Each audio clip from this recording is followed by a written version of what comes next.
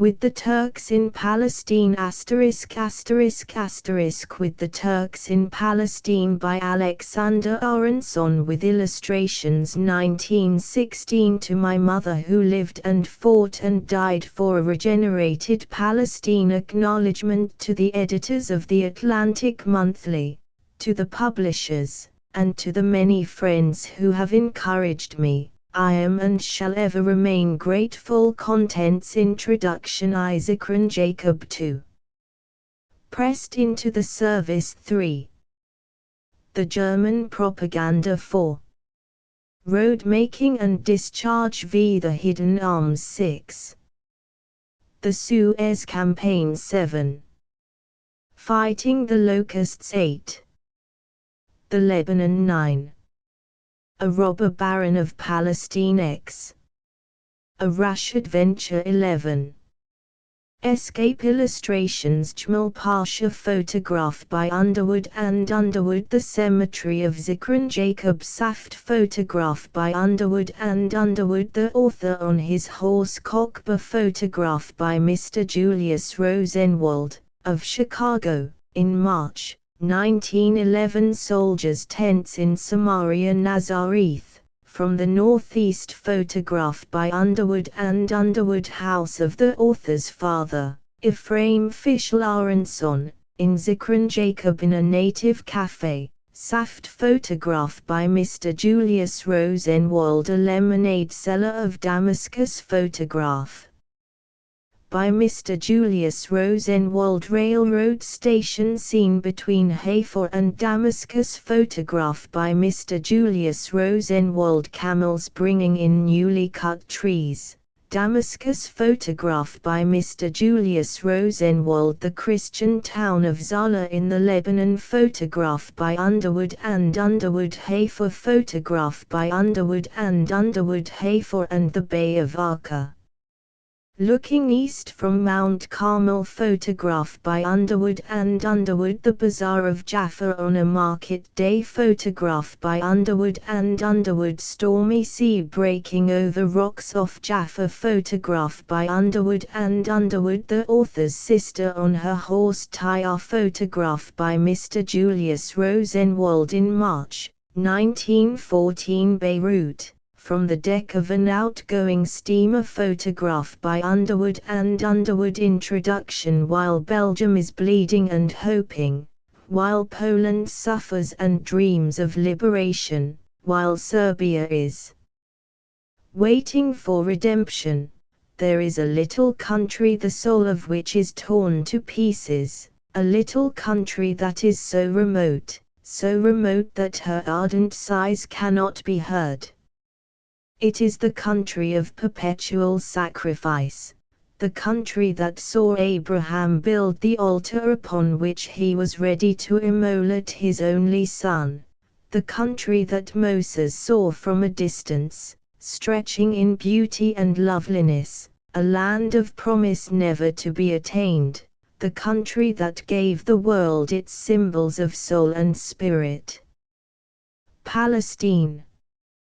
No war correspondents, no Red Cross or relief committees have gone to Palestine, because no actual fighting has taken place there, and yet hundreds of thousands are suffering there that worst of agonies, the agony of the spirit. Those who have devoted their lives to show the world that Palestine can be made again a country flowing with milk and honey, those who have dreamed of reviving the spirit of the prophets and the great teachers, are hanged and persecuted and exiled, their dreams shattered, their holy places profaned, their work ruined. Cut off from the world, with no bread to sustain the starving body, the heavy boot of a barbarian soldiery trampling their very soul, the dreamers of Palestine refuse to surrender, and amidst the clash of guns and swords they are battling for the spirit with the weapons of the spirit. The time has not yet come to write the record of these battles, nor even to attempt to render justice to the sublime heroes of Palestine. This book is merely the story of some of the personal experiences of one who has done less and suffered less than thousands of his comrades. Alexander Aaronsohn with the Turks in Palestine. Chapter Isaacron Jacob 35 years ago, the impulse which has since been organized as the Zionist movement led my parents to leave their homes in Romania and emigrate to Palestine, where they joined a number of other Jewish pioneers in founding Zichron Jacob, a little village lying just south of Mount Carmel, in that fertile coastal region close to the ancient plains of Armageddon. Here I was born. My childhood was passed here in the peace and harmony of this little agricultural community, with its whitewashed stone houses huddled close together for protection against the native Arabs who, at first, menaced the life of the new colony. The village was far more suggestive of Switzerland than of the conventional slovenly villages of the East, mud-built and filthy. For while it was the purpose of our people, in returning to the Holy Land, to foster the Jewish language and the social conditions of the Old Testament as far as possible, there was nothing retrograde in this movement. No time was lost in introducing progressive methods of agriculture, and the climatological experiments of other countries were observed and made use of in developing the ample natural resources of the land. Eucalyptus, imported from Australia, soon gave the shade of its cool, healthful foliage where previously no trees had grown. In the course of time, dry farming, which some people consider a recent discovery, but which in reality is as old as the Old Testament, was introduced and extended with American agricultural implements. Blooded cattle were imported, and poultry raising on a large scale was undertaken with the aid of incubators, to the disgust of the Arabs, who look on such usurpation of the hen's functions as against nature and sinful. Our people replaced the wretched native trails with good roads, bordered by hedges of thorny acacia which, in season, were covered with downy little yellow blossoms that smelled sweeter than honey when the sun was on them. More important than all these, a communistic village government was established, in which both sexes enjoyed equal rights, including that of suffrage, strange as this may seem to persons who, when they think of the matter at all, form vague conceptions of all the womenfolk of Palestine as shut up in harems. A short experience with Turkish courts and Turkish justice taught our people that they would have to establish a legal system of their own. 2 collaborating judges were therefore appointed, one to interpret the Mosaic law, another to temper it with modern jurisprudence. All Jewish disputes were settled by this court. Its effectiveness may be judged by the fact that the Arabs, weary of Turkish venality, as open and shameless as anywhere in the world, began in increasing numbers to bring their difficulties to our tribunal. Jews are law-abiding people, and life in those Palestine colonies tended to bring out the fraternal qualities of our race. But it is interesting to note that in over 30 years not one Jewish criminal case was reported from 45 villages. Zichron Jacob was a little town of 130 fires, so we call it, when, in 1910, on the advice of my elder brother, who was head of the Jewish experiment station at Athlet, an ancient town of the Crusaders, I left for America to enter the service of the United States in the Department of Agriculture. A few days after reaching this country, I took out my first naturalization papers and proceeded to Washington, where I became part of that great government service whose beneficent activity is too little known by Americans. Here I remained until June 1913, when I returned to Palestine with the object of taking motion pictures and stereopticon views. These I intended to use in a lecturing tour for spreading the Zionist propaganda in the United States. During the years of my residence in America, I was able to appreciate and judge in their right value the beauty and inspiration of the life which my people led in the Holy Land. From a distance, too, I saw better the need for organization among our communities, and I determined to build up a fraternal union of the young Jewish men all over the country. 2 months after my return from America, an event occurred which gave impetus to these projects. The physician of our village, an old man who had devoted his entire life to serving and healing the people of Palestine, without distinction of race or religion, was driving home one evening in his carriage from a neighboring settlement. With him was a young girl of 16. In a deserted place they were set upon by 4 armed Arabs, who beat the old man to unconsciousness as he tried, in vain, to defend the girl from the terrible fate which awaited her. Night came on. Alarmed by the absence of the physician, we young men rode out in search of him.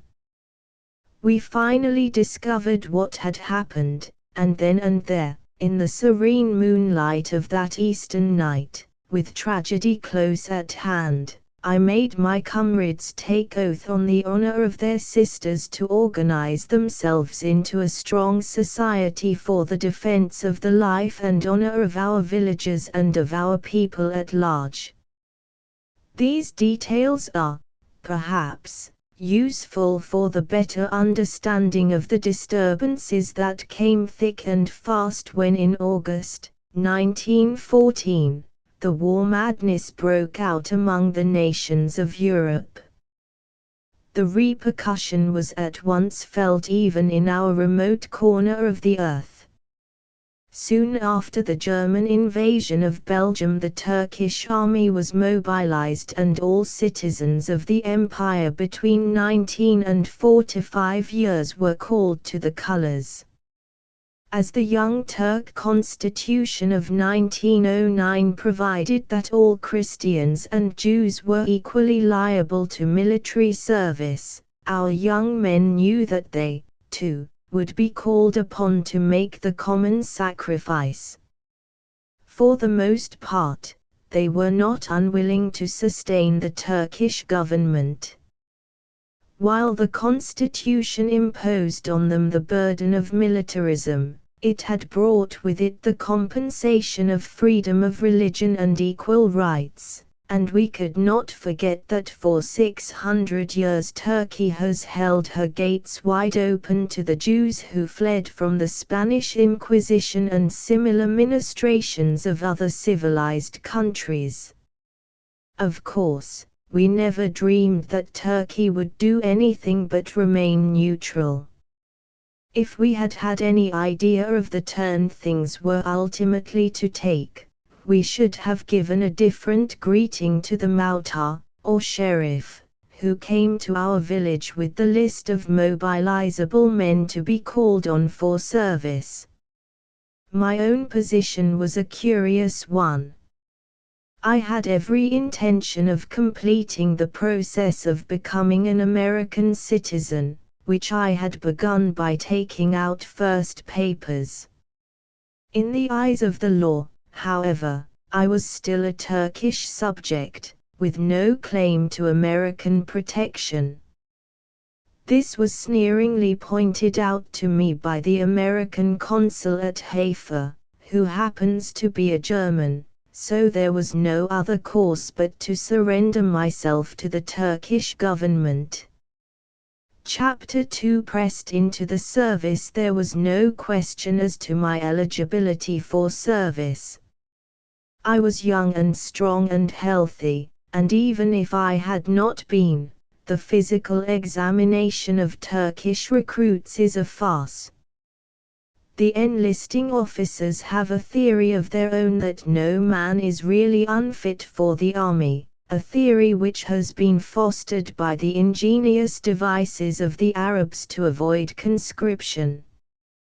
To these wild people the protracted discipline of military training is simply a purgatory, and for weeks before the recruiting officers are due, they dose themselves with powerful herbs and physics and fast, and nurse sores into being, until they are in a really deplorable condition. Some of them go so far as to cut off a finger or two. The officers, however, have learned to see beyond these little tricks, and few Arabs succeed in wriggling through their dragnet. I have watched dozens of Arabs being brought into the recruiting office on camels or horses, so weak were they, and welcomed into the service with a severe beating, the sick and the shamas sharing the same fate. Thus it often happens that some of the new recruits die after their first day of garrison life. Together with 20 of my comrades, I presented myself at the recruiting station at Akko, the St. Jean d'Acre of history. We had been given to understand that, once our names were registered, we should be allowed to return home to provide ourselves with money, suitable clothing, and food, as well as to bid our families goodbye. To our astonishment, however, we were marched off to the Han, or caravanserai, and locked into the great courtyard with hundreds of dirty Arabs. Hour after hour passed, darkness came, and finally we had to stretch ourselves on the ground and make the best of a bad situation. It was a night of horrors.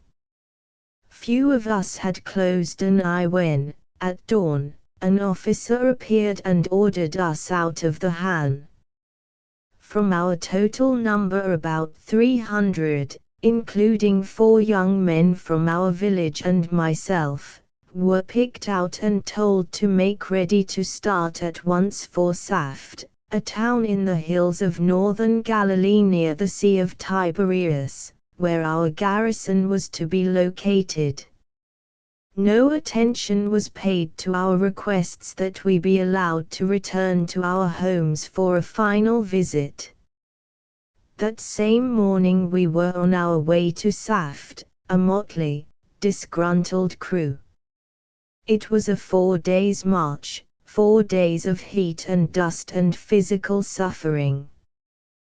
The September sun smote us mercilessly as we straggled along the miserable native trail, full of gullies and loose stones. It would not have been so bad if we had been adequately shod or clothed, but soon we found ourselves envying the ragged Arabs as they trudged along barefoot, paying no heed to the jagged flints. Shoes, to the Arab, are articles for ceremonious indoor use. When any serious walking is to be done, he takes them off, slings them over his shoulder, and trusts to the horny soles of his feet. To add to our troubles, the Turkish officers, with characteristic fatalism, had made no commissary provision for us whatever. Any food we ate had to be purchased by the roadside from our own funds, which were scant enough to start with. The Arabs were in a terrible plight. Most of them were penniless, and, as the pangs of hunger set in, they began pillaging right and left from the little farms by the wayside. From modest beginnings, poultry and vegetables, they progressed to larger game, unhindered by the officers. Houses were entered, women insulted. Time and again I saw a stray horse, grazing by the roadside, seized by a crowd of grinning Arabs, who piled on the poor beast's back until he was almost crushed to earth, and rode off triumphantly, while their comrades held back the weeping owner. The result of this sort of requisitioning was that our band of recruits was followed by an increasing throng of farmers, imploring, threatening, trying by hook or by crook to win back the stolen goods. Little satisfaction did they get, although some of them went with us as far as Saft. Our garrison town is not an inviting place, nor has it an inviting reputation. Lord Kitchener himself had good reason to remember it. As a young lieutenant of 23, in the Royal Engineering Corps, he was nearly killed there by a band of fanatical Arabs while surveying for the Palestine Exploration Fund. Kitchener had a narrow escape of it. One of his fellow officers was shot dead close by him, but he went calmly ahead and completed his maps, splendid large-scale affairs which have never since been equaled, and which are now in use by the Turkish and German armies. However, though Saft combines most of the unpleasant characteristics of Palestine native towns, we welcomed the sight of it, for we were used up by the march. An old deserted mosque was given us for barracks. There, on the bare stone floor, in close-packed promiscuity, too tired to react to filth and vermin, we spent our first night as soldiers of the Sultan, while the milky moonlight streamed in through every chink and aperture, and bats flitted round the vaulting above the snoring carcasses of the recruits. Next morning we were routed out at 5. The black depths of the well in the center of the mosque courtyard provided doubtful water for washing, bathing, and drinking. Then came breakfast, our first government meal, consisting, simply enough, of boiled rice, which was ladled out into tin wash basins holding rations for 10 men. In true Eastern fashion we squatted down round the basin and dug into the rice with our fingers. At first I was rather upset by this sort of table manners, and for some time I ate with my eyes fixed on my own portion, to avoid seeing the Arabs, who fill the palms of their hands with rice, pat it into a ball and cram it into their mouths just so, the bolus making a great lump in their lean throats as it reluctantly descends. In the course of that same morning we were allotted our uniforms. The Turkish uniform, under indirect German influence, has been greatly modified during the past 5 years. It is of khaki, a greener khaki than that of the British Army, and of conventional European cut. Spiral puttees and good boots are provided. The only peculiar feature is the headgear, a curious, uncouth-looking combination of the turban and the German helmet, devised by Enver Pasha to combine religion and practicality, and called in his honor Enveria. With commendable thrift, Enver patented his invention, and it is rumored that he has drawn a comfortable fortune from its sale. An excellent uniform it is, on the whole, but, to our disgust, we found that in the great olive drab pile to which we were laid, there was not a single new one. All were old, discarded, and dirty, and the mere thought of putting on the clothes of some unknown Arab legionary, who, perhaps, had died of cholera at Mecca or Yemen, made me shudder.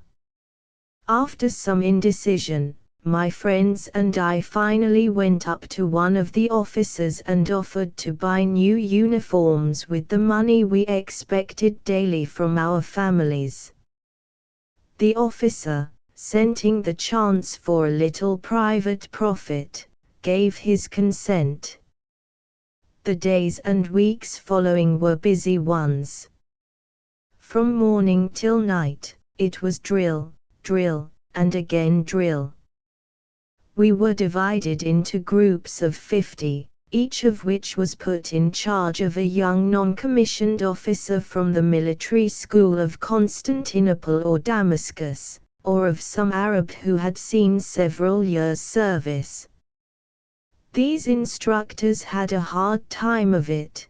The German military system, which had only recently been introduced, was too much for them.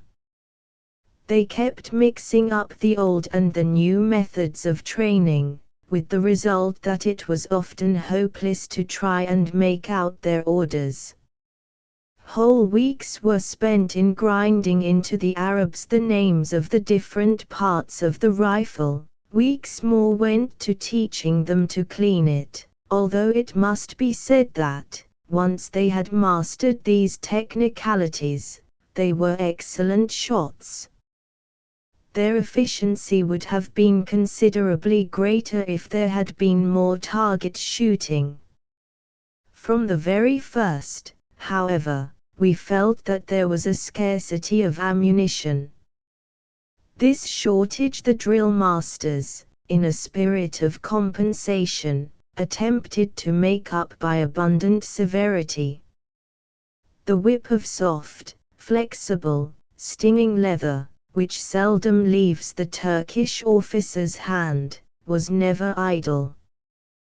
This was not surprising, for the Arab is a cunning fellow, whose only respect is for brute force. He exercises it himself on every possible victim, and expects the same treatment from his superiors. So far as my comrades and I were concerned, I must admit that we were generally treated kindly. We knew most of the drill exercises from the gymnastic training we had practiced since childhood, and the officers realized that we were educated and came from respectable families. The same was also true with regard to the native Christians, most of whom can read and write and are of a better class than the Mohammedans of the country. When Turkey threw in her lot with the Germanic powers, the attitude toward the Jews and Christians changed radically, but of this I shall speak later. It was a hard life we led while in training at Saft. Evening would find us dead tired, and little disposed for anything but rest. As the tremendous light play of the eastern sunsets faded away, we would gather in little groups in the courtyard of our mosque, its minaret towering black against a turquoise sky, and talk fitfully of the little happenings of the day, while the Arabs murmured gutturally around us. Occasionally, one of them would burst into a quavering, hot-blooded tribal love song. It happened that I was fairly well known among these natives through my horse Kokba, of pure Mani Isbali blood, which I had purchased from some Anazi Bedouins who were encamped not far from Aleppo. A swift and intelligent animal he was, winner of many races, and in a land where a horse is considerably more valuable than a wife, his ownership cast quite a glamour over me. In the evenings, then, the Arabs would come up to chat. As they speak seldom of their children, of their womenfolk never, The conversation was limited to generalities about the crops and the weather, or to the recitation of never-ending tales of Abauzide, the famous hero of the Beni Hillel, or of Antar the Glorious. Politics, of which they have amazing ideas, also came in for discussion. Napoleon Bonaparte and Queen Victoria are still living figures to them, but, significantly enough, they considered the Kaiser king of all the kings of this world, with the exception of the Sultan, whom they admitted to equality. Seldom did an evening pass without a dance. As darkness fell, the Arabs would gather in a great circle around one of their comrades, who squatted on the ground with a bamboo flute. To a weird minor music they would begin swaying and moving about while some self-chosen poet among them would sing impromptu verses to the flute obbligato. As a rule the themes were homely. "Tomorrow we shall eat rice and meat," the singer would wail. "Ya Halilia Mali, my endeavor be granted," came the full-throated response of all the others. The chorus was tremendously effective. Sometimes the singer would indulge in pointed personalities, with answering roars of laughter. These dances lasted for hours, and as they progressed the men gradually worked themselves up into a frenzy. I never failed to wonder at these people, who, without the aid of alcohol, could reproduce the various stages of intoxication. As I lay by and watched the moon riding serenely above these frantic men and their twisting black shadows, I reflected that they were just in the condition when one word from a holy man would suffice to send them off to wholesale murder and rapine. It was my good fortune soon to be released from the noise and dirt of the mosque. I had had experience with corruptible Turkish officers, and one day, when barrack conditions became unendurable, I went to the officer commanding our division, an old Arab from Latakia who had been called from retirement at the time of the mobilization. He lived in a little tent near the mosque, where I found him squatting on the floor, nodding drowsily over his comfortable paunch. As he was an officer of the old regime, I entered boldly, squatted beside him and told him my troubles. The answer came with an enormous shrug of the shoulders. "You are serving the Sultan. Hardship should be sweet. I should be more fit to serve him if I got more sleep and rest." He waved a fat hand about the tent. "Look at me. Here I am, an officer of rank and, shooting a knowing look at me, I have not even a nice blanket. A crime. A crime," I interrupted. "To think of it, when I, a humble soldier, have dozens of them at home. I should be honored if you would allow me." My voice trailed off suggestively. "How could you get one?" he asked. "Oh, I have friends here in Saft, but I must be able to sleep in a nice place." "Of course, certainly. What would you suggest?" "That hotel kept by the Jewish widow might do," I replied. More amenities were exchanged, the upshot of which was that my 4 friends and I were given permission to sleep at the inn, a humble place, but infinitely better than the mosque. It was all perfectly simple.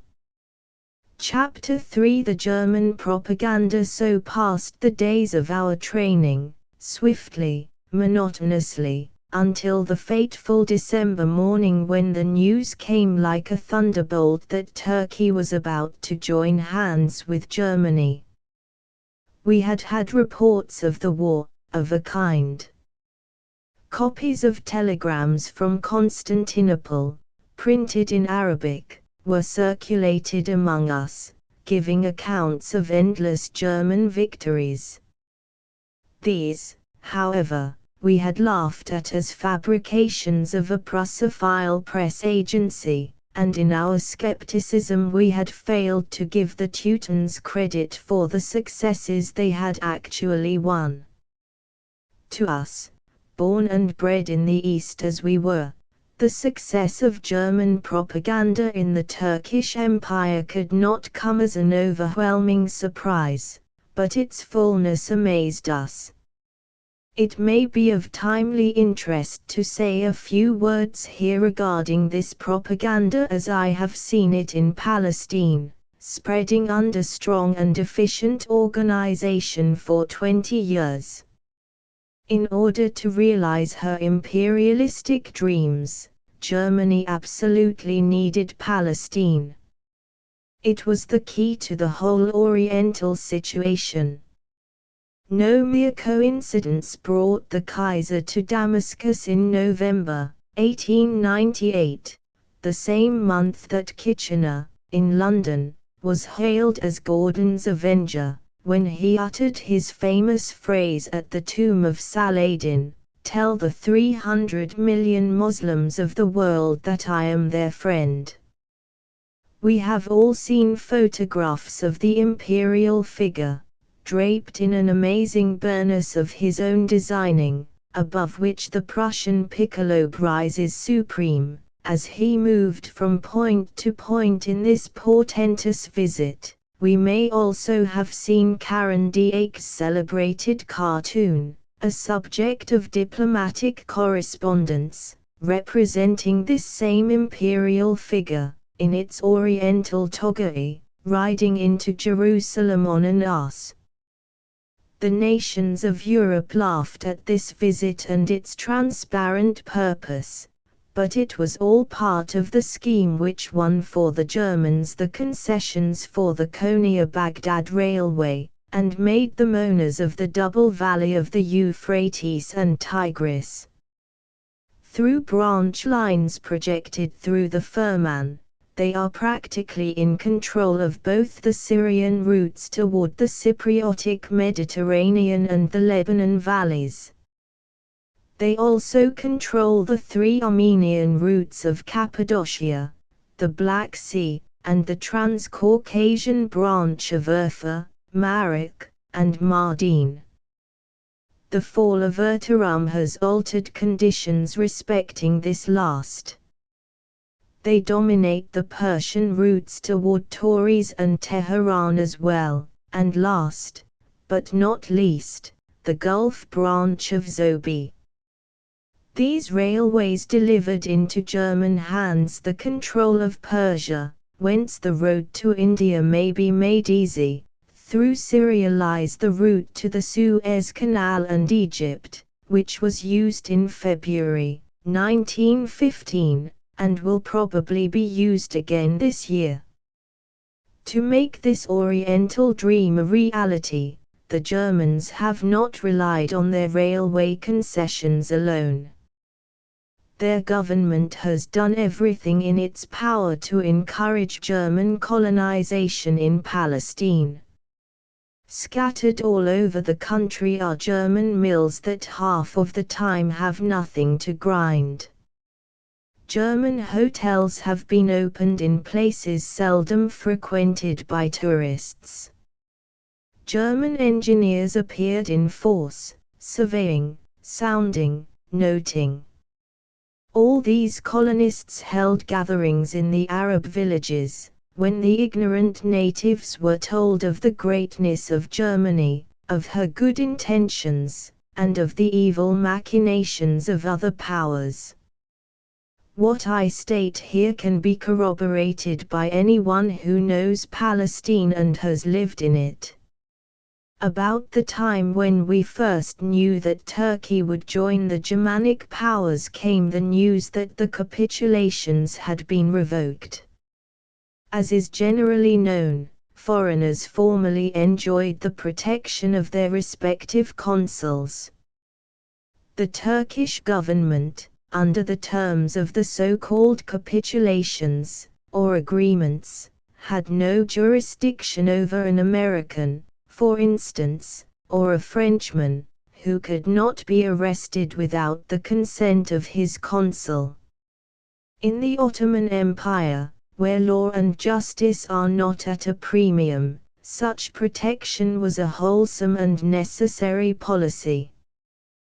The revoking of the capitulations was a terrible blow to all the Europeans, meaning, as it did, the practical abolition of all their rights. Upon the Arabs it acted like an intoxicant. Every bootblack or boatman felt that he was the equal of the accursed Frank, who now had no consul to protect him, and abuses began immediately. Moreover, as if by magic, the whole country became Germanized. In all the mosques, Friday prayers were ended with an invocation for the welfare of the Sultan and Haji Wilhelm. The significance of this lies in the fact that the title Haji can be properly applied only to a Muslim who has made the pilgrimage to Mecca and kissed the sacred stone of the Kaaba. Instant death is the penalty paid by any Christian who is found within that enclosure, yet Wilhelm II, head of the Lutheran faith, stepped forward as Haji Wilhelm. His pictures were sold everywhere, German officers appeared, and it seemed as if a wind of brutal mastery were blowing. The dominant figure of this movement in Palestine was, without doubt, the German consul at Haifa, Luitweld von Hardegg. He traveled about the country, making speeches, and distributing pamphlets in Arabic, in which it was elaborately proved that Germans are not Christians, like the French or English, but that they are descendants of the Prophet Mohammed. Passages from the Quran were quoted, prophesying the coming of the Kaiser as the savior of Islam. Chapter 4 Road making and discharge. The news of the actual declaration of war by Turkey caused a tremendous stir in our regiment. The prevailing feeling was one of great restlessness and discontent. The Arabs made many bitter remarks against Germany. Why didn't she help us against the Italians during the war for Tripoli, they said. Now that she is in trouble, she is drawing us into the fight. Their opinions, however, soon underwent a change. In the first place, they came to realize that Turkey had taken up arms against Russia, and Russia is considered first and foremost the archenemy. German reports of German successes also had a powerful effect on them. They began to grow boastful, arrogant, and the sight of the plundering of Europeans, Jews, and Christians convinced them that a very desirable regime was setting in. Saft has a large Jewish colony, and it was torment for me to have to witness the outrages that my people suffered in the name of requisitioning. The final blow came one morning when all the Jewish and Christian soldiers of our regiment were called out and told that henceforth they were to serve in the Tabor Umlieh, or working corps. The object of this action, plainly enough, was to conciliate and flatter the Mohammedan population, and at the same time to put the Jews and Christians, who for the most part favored the cause of the Allies, in a position where they would be least dangerous. We were disarmed, our uniforms were taken away, and we became hard-driven gangsters. I shall never forget the humiliation of that day when we, who, after all, were the best disciplined troops of the lot, were first herded to our work of pushing wheelbarrows and handling spades, by grinning Arabs, rifle on shoulder. We were set to building the road between Saft and Tiberias, on the Sea of Galilee, a link in the military highway from Damascus to the coast, which would be used for the movement of troops in case the railroad should be cut off. It had no immediate strategic bearing on the attack against Suez, however. From 6 in the morning till 7 at night we were hard at it, except for 1 hour's rest at noon. While we had money, it was possible to get some slight relief by bribing our taskmasters, but this soon came to an end, and we had to endure their brutality as best we could. The wheelbarrows we used were the property of a French company which, before the war, was undertaking a highway to Beirut. No grease was provided for the wheels, so that there was a maddening squeaking and squealing in addition to the difficulty of pushing the barrows. One day I suggested to an inspection officer that if the wheels were not greased the axles would be burned out. He agreed with me and issued an order that the men were to provide their own oil to lubricate the wheels. I shall not dwell on the physical sufferings we underwent while working on this road, for the reason that the conditions I have described were prevalent over the whole country, and later, when I had the opportunity to visit some construction camps in Samaria and Judea, found that in comparison our lot had been a happy one. While we were breaking stones and trundling squeaking wheelbarrows, however, the most disquieting rumors began to drift into us from our home villages. Plundering had been going on in the name of requisitioning. The country was full of soldiery whose capacity for mischief-making was well known to us, and it was torture to think of what might be happening in our peaceful homes where so few men had been left for protection. All the barbed wire fences, we heard, had been torn up and sent north for the construction of barricades.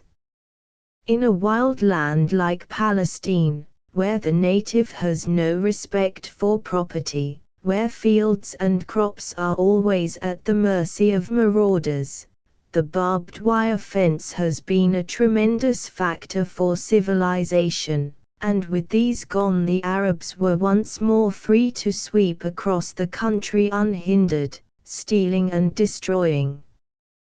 The situation grew more and more unbearable. One day a little Christian soldier, a Nazarene, disappeared from the ranks. We never saw him again, but we learned that his sister, a very young girl, had been forcibly taken by a Turkish officer of the Nazareth garrison. In Palestine, the dishonor of a girl can be redeemed by blood alone. The young soldier had hunted for his sister, found her in the barracks, and shot her. He then surrendered himself to the military authorities, who undoubtedly put him to death. He had not dared to kill the real criminal, the officer, for he knew that this would not only bring death to his family, but would call down terrible suffering on all the Christians of Nazareth. When I learned of this tragedy, I determined to get out of the army and return to my village at all costs. 9 Turkish officers out of 10 can be bought, and I had reason to know that the officer in command at Saft was not that 10th man. Now, According to the law of the country, a man has the right to purchase exemption from military service for a sum equivalent to $200. My case was different, for I was already enrolled, but everything is possible in Turkey. I set to work, and in less than 2 weeks I had bought half a dozen officers, ranging from corporal to captain, and had obtained consent of the higher authorities to my departure, provided I could get a physician's certificate declaring me unfit for service. This was arranged in short order, although I am healthy looking and the doctor found some difficulty in hitting on an appropriate ailment. Finally he decided that I had too much blood, whatever that might mean. With his certificate in hand, I paid the regular price of $200 from funds which had been sent me by my family, and walked out of the barracks a free man. My happiness was mingled with sadness at the thought of leaving the comrades with whom I had suffered and hoped. The 4 boys from my village were splendid. They felt that I was right in going home to do what I could for the people, but when they kissed me goodbye, in the Eastern fashion, the tears were running down their cheeks, and they were all strong, brave fellows. On my way back to Zikran Jacob, I passed through the town of Shef-Amar, where I got a foretaste of the conditions I was to find at home. A Turkish soldier, sauntering along the street, helped himself to fruit from the basket of an old vendor, and went on without offering to pay a farthing. When the old man ventured to protest, the soldier turned like a flash and began beating him mercilessly, knocking him down and battering him until he was bruised, bleeding, and covered with the mud of the street. There was a hubbub, a crowd formed, through which a Turkish officer forced his way, demanding explanations. The soldier sketched the situation in a few words, whereupon the officer, turning to the old man, said impressively, "If a soldier of the Sultan should choose to heap filth on your head, it is for you to kiss his hand in gratitude." Chapter V. The Hidden Arms. When I finally reached Zikran Jacob, I found rather a sad state of affairs. Military law had been declared. No one was supposed to be seen in the streets after sundown. The village was full of soldiers, and civilians had to put up with all kinds of ill treatment. Moreover, our people were in a state of great excitement because an order had recently come from the Turkish authorities bidding them surrender whatever firearms or weapons they had in their possession. A sinister command, this. We knew that similar measures had been taken before the terrible Armenian massacres, and we felt that some such fate might be in preparation for our people. With the arms gone, the headmen of the village knew that our last hold over the Arabs, our last chance for defense against sudden violence, would be gone, and they had refused to give them up. A house-to-house search had been made, fruitlessly, for our little arsenal was safely cached in a field, beneath growing grain. It was a tense, unpleasant situation. At any time the Turks might decide to back up their demand by some of the violent methods of which they are past masters.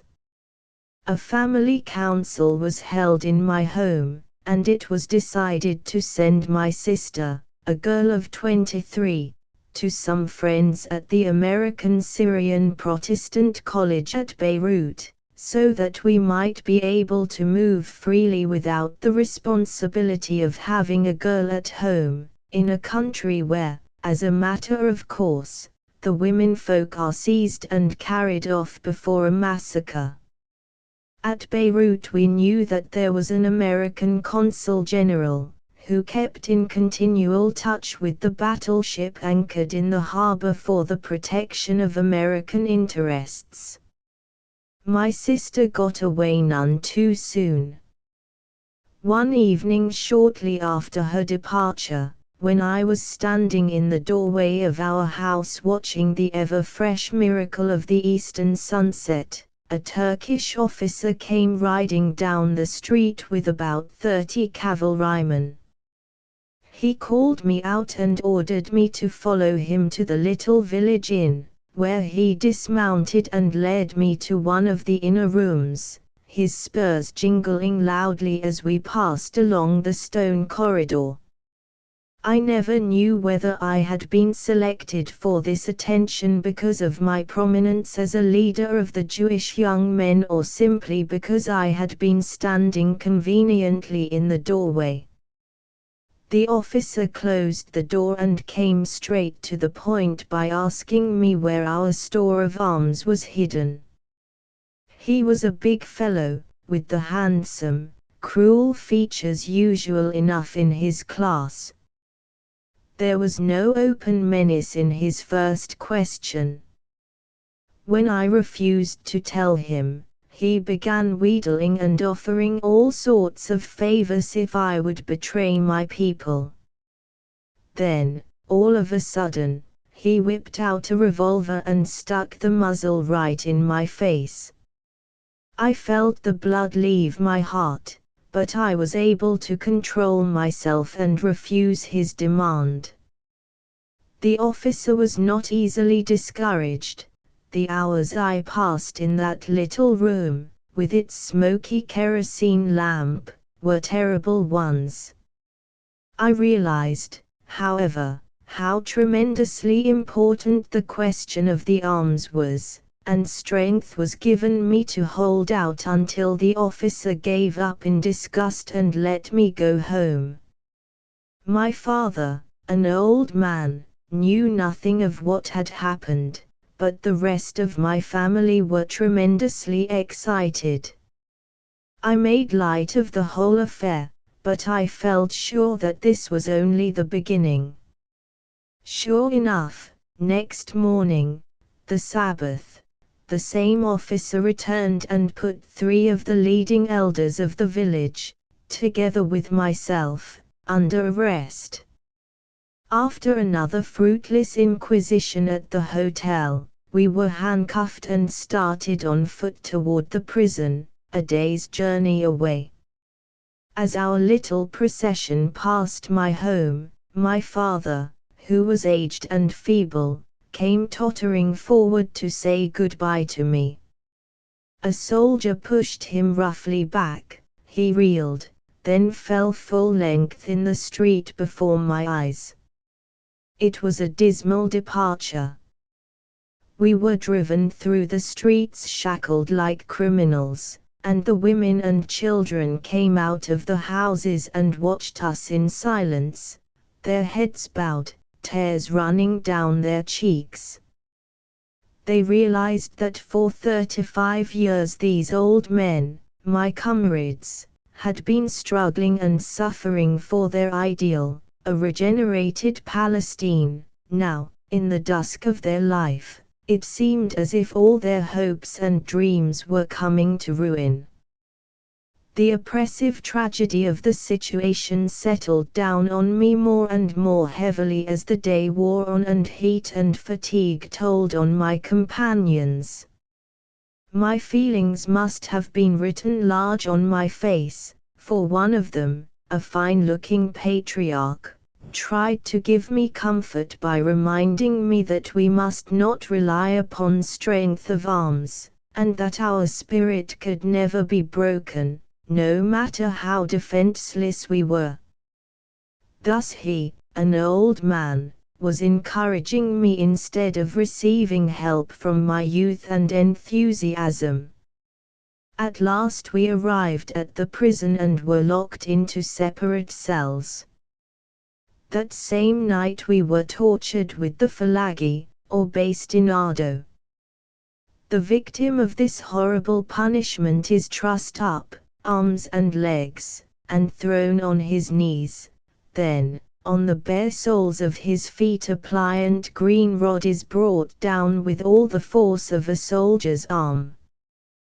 The pain is exquisite, blood leaps out at the first cut, and strong men usually faint after 30 or 40 strokes. Strange to say, the worst part of it is not the blow itself, but the whistling of the rod through the air as it rushes to its mark.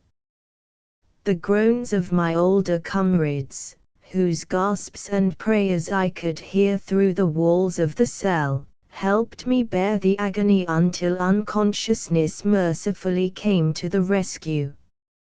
For several days more we were kept in the prison, sick and broken with suffering.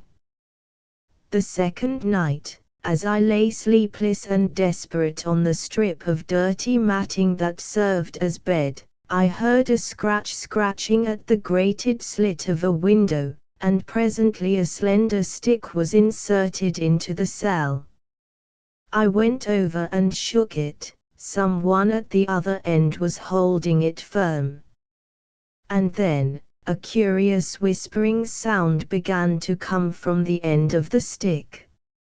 I put my ear down, and caught the voice of one of the men from our village.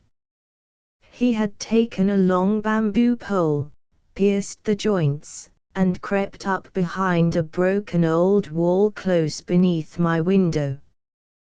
By means of this primitive telephone we talked as long as we dared.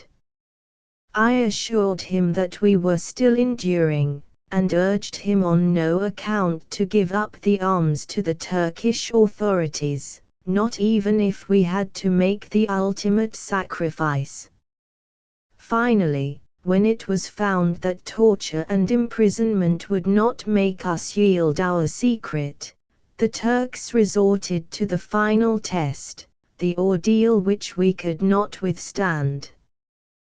They announced that on a certain date a number of our young girls would be carried off and handed over to the officers, to be kept until the arms were disclosed. We knew that they were capable of carrying out this threat, we knew exactly what it meant. There was no alternative. The people of our village had nothing to do but dig up the treasured arms and, with broken hearts, hand them over to the authorities. And so the terrible news was brought to us one morning that we were free. Personally, I felt much happier on the day I was put in prison than when I was released. I had often wondered how our people had been able to bear the rack and thumbscrew of the Spanish Inquisition, but when my turn and my comrades came for torture, I realized that the same spirit that helped our ancestors was working in us also. Now I knew that our suffering had been useless. Whenever the Turkish authorities wished, the horrors of the Armenian massacres would live again in Zikran Jacob, and we should be powerless to raise a hand to protect ourselves. As we came limping home through the streets of our village, I caught sight of my own Smith & Wesson revolver in the hands of a mere boy of 15, the son of a well-known Arab outlaw. I realized then that the Turks had not only taken our weapons, but had distributed them among the natives in order to complete our humiliation. The blood rushed to my face. I started forward to take the revolver away from the boy, but one of the old men caught hold of my sleeve and held me back. Chapter 6 The Suez Campaign. I have already spoken of the so-called requisitioning that took place among our people while I was working at Saft. This, of course, really amounted to wholesale pillage. The hand of the Turkish looters had fallen particularly heavy on carts and draft animals. As the Arabs know little or nothing of carting, hauling, or the management of horses and mules, the Turks, simply enough, had requisitioned many of the owners, middle-aged or elderly men, and forced them to go south to help along with the tremendous preparations that were being made for the attack on Suez. Among these were a number of men from our village. In the course of time their families began to get the most harrowing messages from them. They were absolutely destitute, no wages being paid them by the Turks, their clothes were dropping off them in rags, many were sick. After much excited planning, it was decided to send another man and myself down south on a sort of relief expedition, with a substantial sum of money that had been raised with great difficulty by our people. Through the influence of my brother at the agricultural experiment station, I got permission from the Mautar to leave Zikran Jacob, and about the middle of January, 1915, I set out for Jerusalem. To Western minds, the idea of the Holy City serving as a base for modern military operations must be full of incongruities. And, as a matter of fact, it was an amazing sight to see the streets packed with khaki-clad soldiers and hear the brooding silence of ancient walls shattered by the crash of steel-shod army boots. Here, for the first time, I saw the German officers, quantities of them. Strangely out of place they looked, with their pink and whiteness that no amount of hot sunshine could quite burn off. They wore the regular German officer's uniform, except that the piccolobe was replaced by a khaki sun helmet. I was struck by the youthfulness of them. Many were nothing but boys, and there were weak, dissolute faces in plenty, a fact that was later explained when I heard that Palestine had been the dumping ground for young men of high family whose parents were anxious to have them as far removed as possible from the danger zone. Fast's Hotel was the great meeting place in Jerusalem for these young bloods. Every evening 30 or 40 would foregather there to drink and talk women and strategy. I well remember the evening when one of them, a slender young Prussian with no back to his head, braceleted and monocled, rose and announced, in the decisive tones that go with a certain stage of intoxication, "What we ought to do is to hand over the organization of this campaign to Thomas Cook and Sons." However, the German officers were by no means all incompetents. They realized, I soon found out, that they had little hope of bringing a big army through the Egyptian desert and making a successful campaign there. Their object was to immobilize a great force of British troops around the canal, to keep the Mohammedan population in Palestine impressed with Turkish power, and to stir up religious unrest among the natives in Egypt. It must be admitted that in the first two of these purposes they have been successful. The Turks were less far-sighted. They believed firmly that they were going to sweep the English off the face of the earth and enter Cairo in triumph, and preparations for the march on Suez went on with feverish enthusiasm. The ideas of the common soldiers on this subject were amusing.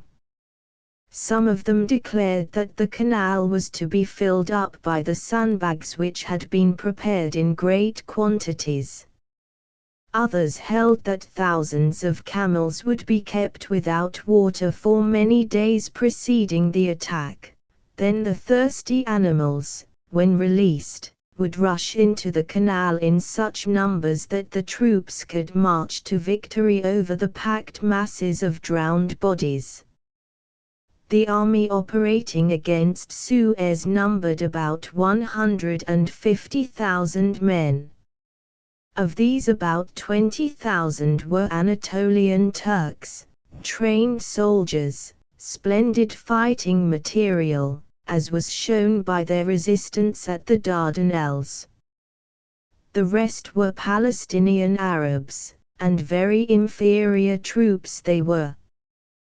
The Arab as a soldier is at once stupid and cunning, fierce when victory is on his side, but unreliable when things go against him. In command of the expedition was the famous Jmal Pasha, a young Turk general of tremendous energy, but possessing small ability to see beyond details to the big, broad concepts of strategy. Although a great friend of Enver Pasha, he looked with disfavor on the German officers and, in particular, on Bark Pasha, the German governor of Jerusalem, with whom he had serious disagreements. This dislike of the Germans was reflected among the lesser Turkish officers. Many of these, after long years of service, found themselves subordinated to young foreigners, who, in addition to arbitrary promotion, received much higher salaries than the Turks. What is more, they were paid in clinking gold, whereas the Turks, when paid at all, got paper currency. Beersheba, a prosperous town of the ancient province of Ijami, was the southern base of operations for the advance on Suez. Some of our villagers had been sent to this district, and, in searching for them, I had the opportunity of seeing at least the taking off place of the expedition. Beyond this point no Jew or Christian was allowed to pass, with the exception of the physicians, all of whom were non-Mohammedans who had been forced into the army. Beersheba was swarming with troops. They filled the town and overflowed onto the sands outside, where a great tent city grew up. And everywhere that the Turkish soldiers went, disorganization and inefficiency followed them. From all over the country the finest camels had been requisitioned and sent down to Beersheba until, at the time I was there, thousands and thousands of them were collected in the neighborhood. Through the laziness and stupidity of the Turkish commissariat officers, which no amount of German efficiency could counteract, no adequate provision was made for feeding them, and incredible numbers succumbed to starvation and neglect. Their great carcasses dotted the sand in all directions. It was only the wonderful antiseptic power of the eastern sun that held pestilence in check. The soldiers themselves suffered much hardship. The crowding in the tents was unspeakable. The water supply was almost as inadequate as the medical service, which consisted chiefly of volunteer Red Crescent societies, among them a unit of 20 German nurses sent by the American College at Beirut. Medical supplies, such as they were, had been taken from the different mission hospitals and pharmacies of Palestine, these requisitions being made by officers who knew nothing of medical requirements and simply scooped together everything in sight. As a result, one of the army physicians told me that in Beersheba he had opened some medical chests consigned to him and found, to his horror, that they were full of microscopes and gynecological instruments, for the care of wounded soldiers in the desert. Visits of British aeroplanes to Beersheba were common occurrences. Long before the machine itself could be seen, its wanging, resonant hum would come floating out of the blazing sky, seemingly from everywhere at once. Soldiers rushed from their tents, squinting up into the heavens until the speck was discovered, swimming slowly through the air, then followed wholesale firing at an impossible range until the officers forbade it. True to the policy of avoiding all unnecessary harm to the natives, these British aviators never dropped bombs on the town, but, what was more dangerous from the Turkish point of view, they would unload packages of pamphlets, printed in Arabic, informing the natives that they were being deceived, that the Allies were their only true friends, that the Germans were merely making use of them to further their own schemes, etc. These cleverly worded little tracts came showering down out of the sky, and at first they were eagerly picked up. The Turkish commanders, however, soon announced that anyone found carrying them would pay the death penalty. After that, when the little bundles dropped near them, the natives would run as if from high explosive bombs. All things considered, it is wonderful that the Turkish demonstration against the canal came as near to fulfillment as it did. 20,000 soldiers actually crossed the desert in 6 days on scant rations, and with them they took 2 big guns, which they dragged by hand when the mules dropped from thirst and exhaustion. They also carried pontoons to be used in crossing the canal. Guns and pontoons are now at rest in the museum at Cairo. Just what took place in the attack is known to very few. The English have not seen fit to make public the details, and there was little to be got from the demoralized soldiers who returned to Beersheba. Piece by piece, however, I gathered that the attacking party had come up to the canal at dawn. Finding everything quiet, they set about getting across, and had even launched a pontoon, when the British, who were lying in wait, opened a terrific fire from the farther bank, backed by armored locomotives and aeroplanes. It was as if the gates of Jahannam were opened and its fires turned loose upon us, one soldier told me. The Turks succeeded in getting their guns into action for a very short while.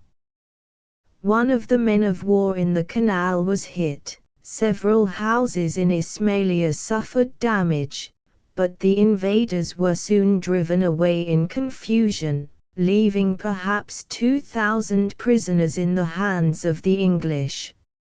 If the latter had chosen to do so, they could have annihilated the Turkish forces then and there.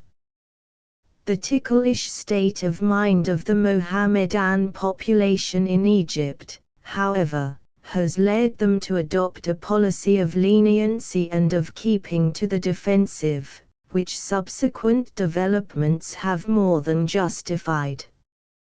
It is characteristic of England's faculty for holding her colonies that batteries manned by Egyptians did the finest work in defense of the canal. The reaction in Palestine after the defeat at Suez was tremendous. Just before the attack, Jamal Pasha had sent out a telegram announcing the overwhelming defeat of the British vanguard, which had caused wild enthusiasm. Another later telegram proclaimed that the canal had been reached, British men of war sunk, the Englishmen routed, with a loss to the Turks of 5 men and 2 camels, which were afterwards recovered. But added the telegram, a terrible sandstorm having arisen, the glorious army takes it as the wish of Allah not to continue the attack, and has therefore withdrawn in triumph. These reports hoodwinked the ignorant natives for a little while, but when the stream of haggard soldiers, wounded and exhausted, began pouring back from the south, they guessed what had happened, and a fierce revulsion against the Germano-Turkish regime set in. A few weeks before the advance on Suez, I was in Jaffa, where the enthusiasm and excitement had been at fever pitch.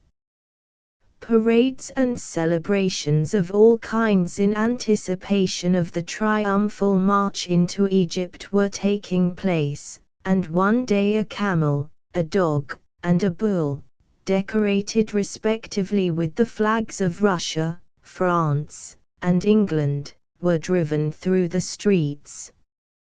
The poor animals were horribly maltreated by the natives, who rained blows and flung filth upon them by way of giving concrete expression to their contempt for the Allies. Mr. Glazebrook, the American consul at Jerusalem, happened to be with me in Jaffa that day, and never shall I forget the expression of pain and disgust on his face as he watched this melancholy little procession of scapegoats hurrying along the street. Now, however, all was changed. The Arabs, who take defeat badly, turned against the authorities who had got them into such trouble. Rumors circulated that Jmal Pasha had been bought by the English and that the defeat at Suez had been planned by him, and persons keeping an ear close to the ground began to hear mutterings of a general massacre of Germans. In fact, things came within an ace of a bloody outbreak. I knew some Germans in Jaffa and Haifa who firmly believed that it was all over with them. In the defeated army itself, the Turkish officers gave vent to their hatred of the Germans. 3 German officers were shot by their Turkish comrades during the retreat, and a 4th committed suicide. However, Jmal Pasha succeeded in keeping order by means of stern repressive methods and by the fear roused by his large bodyguard of faithful Anatolians. We felt sure that the Turkish defeat would put a damper on the arrogance of the soldiery. But even the Mohammedan population were hoping that the Allies would push their victory and land troops in Syria and Palestine. For though they hated the infidel, they loved the Turk not at all, and the country was exhausted and the blockade of the Mediterranean by the Allies prevented the import and export of articles. The oranges were rotting on the trees because the annual Liverpool market was closed to Palestine, and other crops were in similar case. The country was short, too, of petroleum, sugar, rice, and other supplies, and even of matches. We had to go back to old customs and use flint and steel for fire, and we seldom used our lamps. Money was scarce, too, and, Turkey having declared a moratorium, cash was often unobtainable even by those who had money in the banks, and much distress ensued. As the defeated army was pouring in from the south, I decided to leave Beersheba and go home. The roads and the fields were covered with dead camels and horses and mules.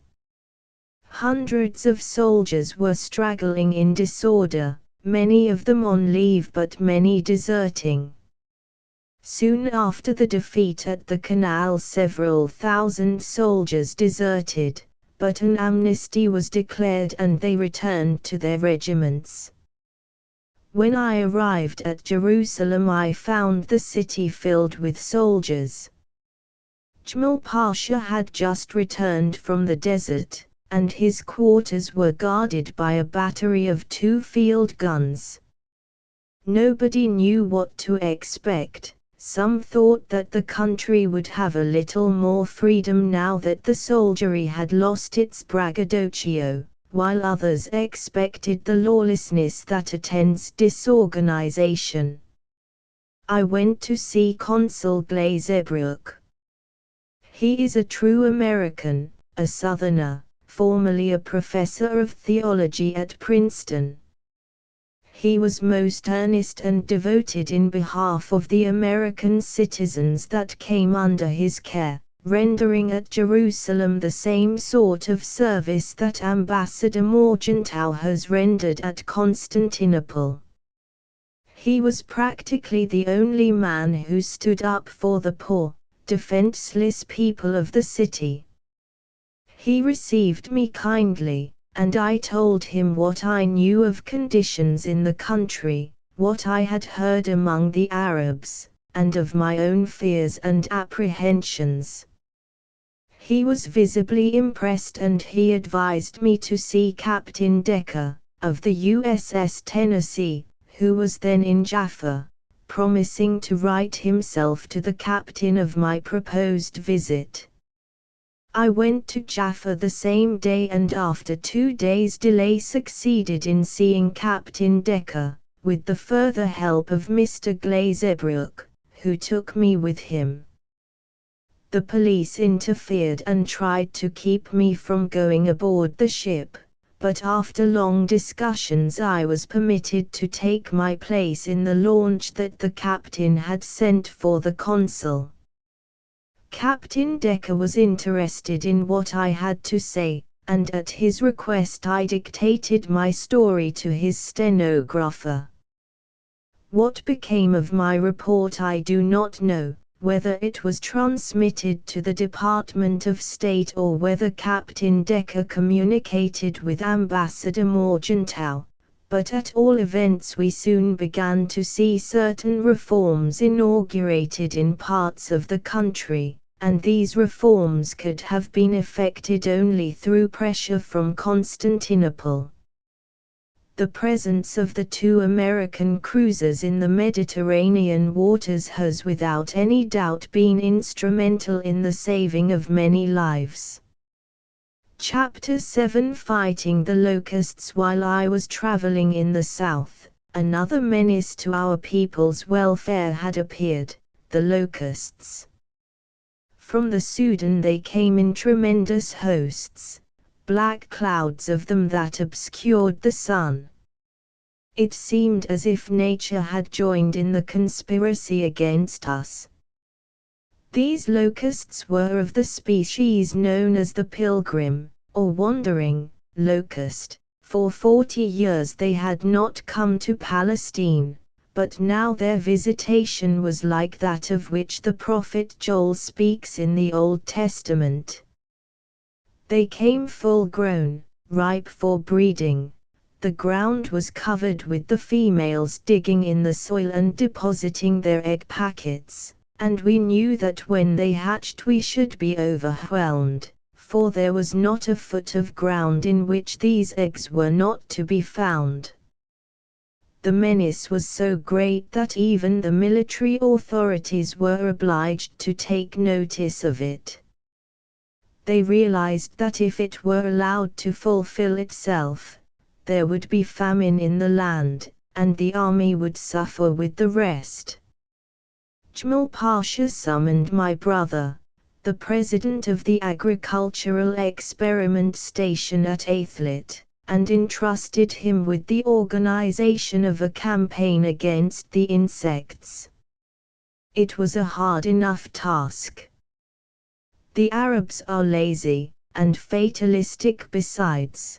They cannot understand why men should attempt to fight the Djesh Allah, God's army, as they call the locusts. In addition, my brother was seriously handicapped by lack of petroleum, galvanized iron, and other articles which could not be obtained because of the Allies' blockade. In spite of these drawbacks, however, he attempted to work up a scientific campaign. Jamal Pasha put some thousands of Arab soldiers at his disposition, and these were set to work digging trenches into which the hatching locusts were driven and destroyed. This is the only means of coping with the situation. Once the locusts get their wings, nothing can be done with them. It was a hopeless fight.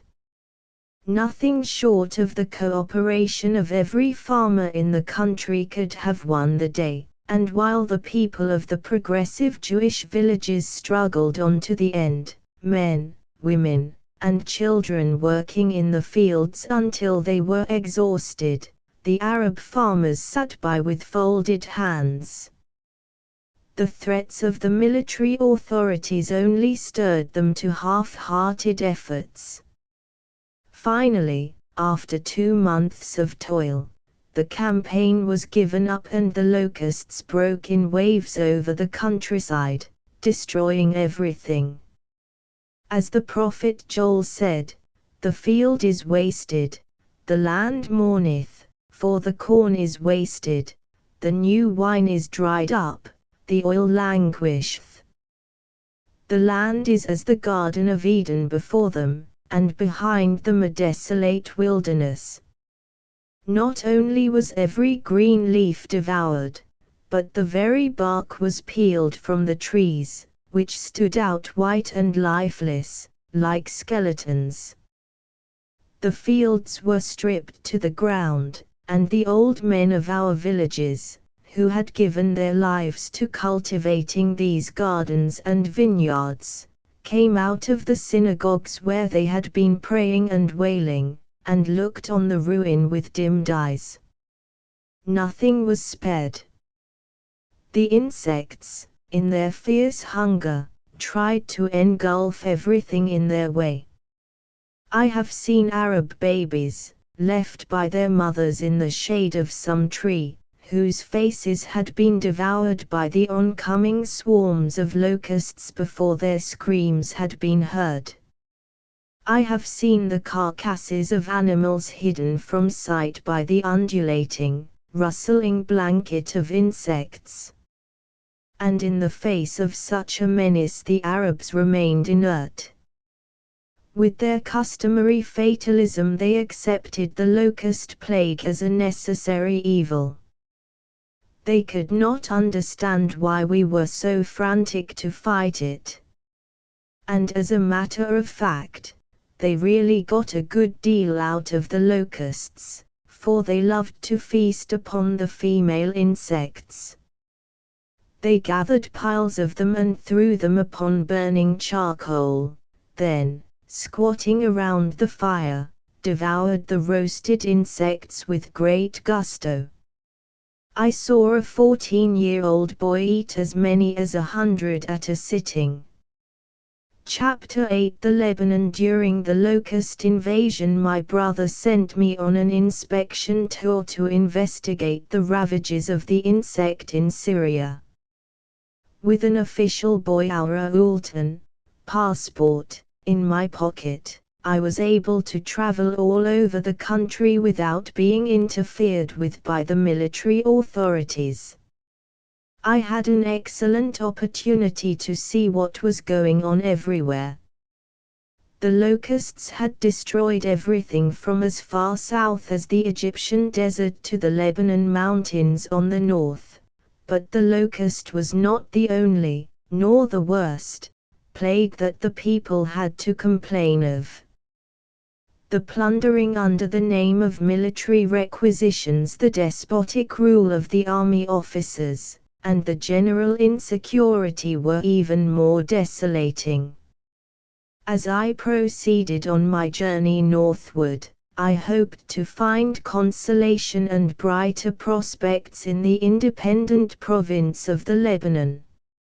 Few Americans know just what the Lebanon is. From the repeated allusions in the Bible, most people imagine it to be nothing but a mountain. The truth is that a beautiful province of about 4,000 square miles bears that name. The population of the Lebanon consists of a Christian sect called Maronites and the Druzes. The latter are people with a secret religion, the esoteric teachings of which are known only to the initiated, and never divulged to outsiders. Both these peoples are sturdy, handsome folk. Through the machinations of the Turks, whose policy is always to divide and rule, the Maronites were continually fighting against the Druzes. In 1860, Turkish troops joined with the Druzes and fell upon the Maronites with wholesale massacres that spread as far south as Damascus, where 10,000 Christians were killed in 2 days. The European powers were moved at last. 50 warships were sent to Beirut, and 10,000 French troops were landed in the Lebanon, to create order. Under the pressure of the European powers, the Sublime Porte was forced to grant an autonomy for the province of the Lebanon. The French, English, German, Russian, Austrian, and, a year later, the Italian governments were signing the guarantee of this autonomy. Since then the Lebanon has had peace. The governor of the province must always be a Christian, but the General Council of the Lebanon includes representatives of all the different races and religions of the population. A wonderful development began with the liberation from Turkish oppression. Macadamized roads were built all over the province, agriculture was improved, and there was complete safety for life and property. There is a proverb now in Palestine and Syria which says, "In the Lebanon a virgin may travel alone at midnight and be safe, and a purse of gold dropped in the road at midday will never be stolen." And the proverb told the literal truth. When one crossed the boundary from Turkish Palestine into the Lebanon province, what a change met his eyes! Peaceful and prosperous villages, schools filled with children, immense plantations of mulberry trees and olives, the slopes of the mountains terraced with beautiful vineyards, a handsome and sturdy population, police on every road to help the stranger, and young girls and women with happy laugh and chatter working in the fields. With a population of about 600,000, this province exported annually $2 million worth of raw silk, silkworm raising being a specialty of the Lebanon. When autonomy was granted the Lebanon, French influence became predominant among the Maronites and other Christians of the province. French is spoken by almost all of them, and love for France is a deep-rooted sentiment of the people. On the other hand, the Druzes feel the English influence. For the last 60 years England has been the friend of the Druzes, and they have not forgotten it. It may be worthwhile to tell in a few words the story of one man who accomplished wonders in spreading the influence of his country. Sir Richard Wood was born in London, a son of Catholic parents. From his early boyhood he aspired to enter the diplomatic service. The East attracted him strongly, and in order to learn Arabic he went with another young Englishman to live in the Lebanon. In Beirut they sought the hospitality of the Maronite patriarch. For a few days they were treated with lavish hospitality, and then the patriarch summoned them before him and told them that they must leave the city within 24 hours. The reason for their disgrace they discovered later. Not suspecting that they were being put to the test, they had eaten meat on a Friday, and this made the patriarch think that they were not true Catholics, but were there as spies. Leaving Beirut in haste, Wood and his friend sought shelter with the Druses, who received them with open arms. For 2 years Wood lived among the Druses, in the village of Obey. There he learned Arabic and became thoroughly acquainted with the country and with the ways of the Druses, and there he conceived the idea of winning the Druses for England to counteract the influence of the French Maronites. He went back to London, where he succeeded in impressing his views upon the Foreign Office, and he returned to Syria charged with a secret mission. Before long he persuaded the Druze chieftains to address a petition to England asking for British protection. British protection was granted, and for over 30 years Richard Wood, virtually single-handed, shaped the destiny of Syria. It was he who broke the power of Ibrahim Pasha, the son of Muhammad Ali. It was he who guided Admiral Stopford in the bombardment of Beirut. It was he, again, who brought about the landing of English troops in Syria in 1841. We find him afterwards in Damascus as British consul, and wherever he went he was always busy spreading English power and prestige.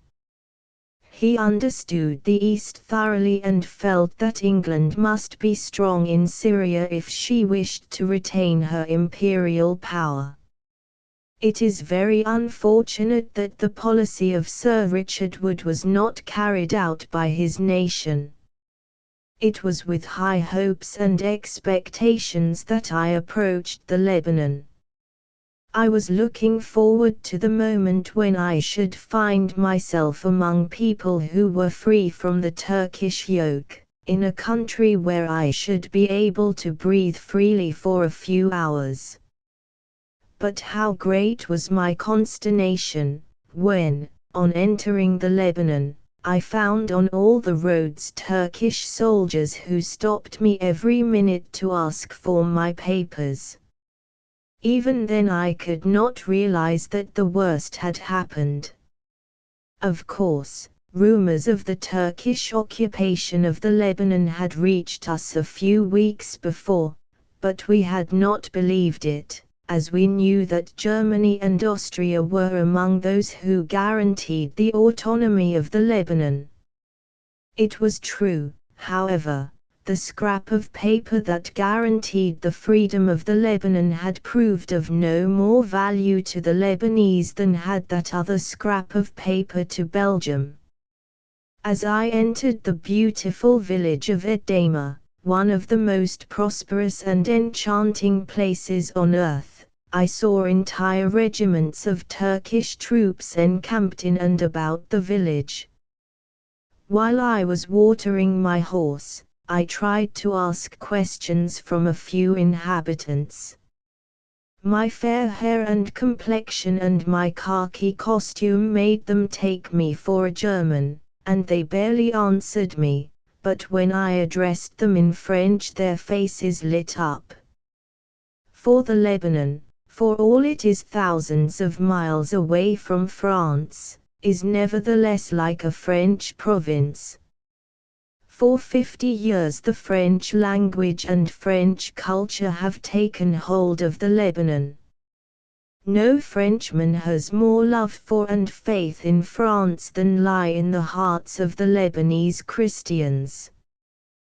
They have never forgotten that when massacres were threatening to wipe out all the Christians of the Lebanon, 10,000 French soldiers swept over the mountains to spread peace, life, and French gaiety.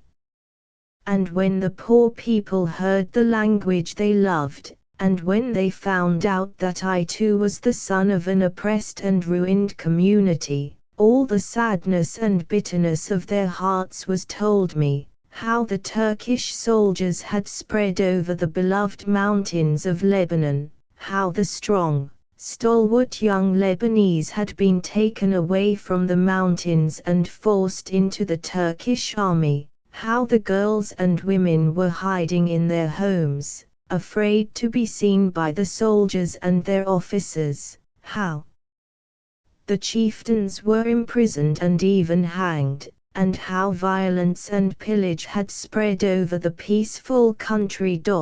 Footnote: since the above was written, the American press has chronicled many atrocities committed in the Lebanon.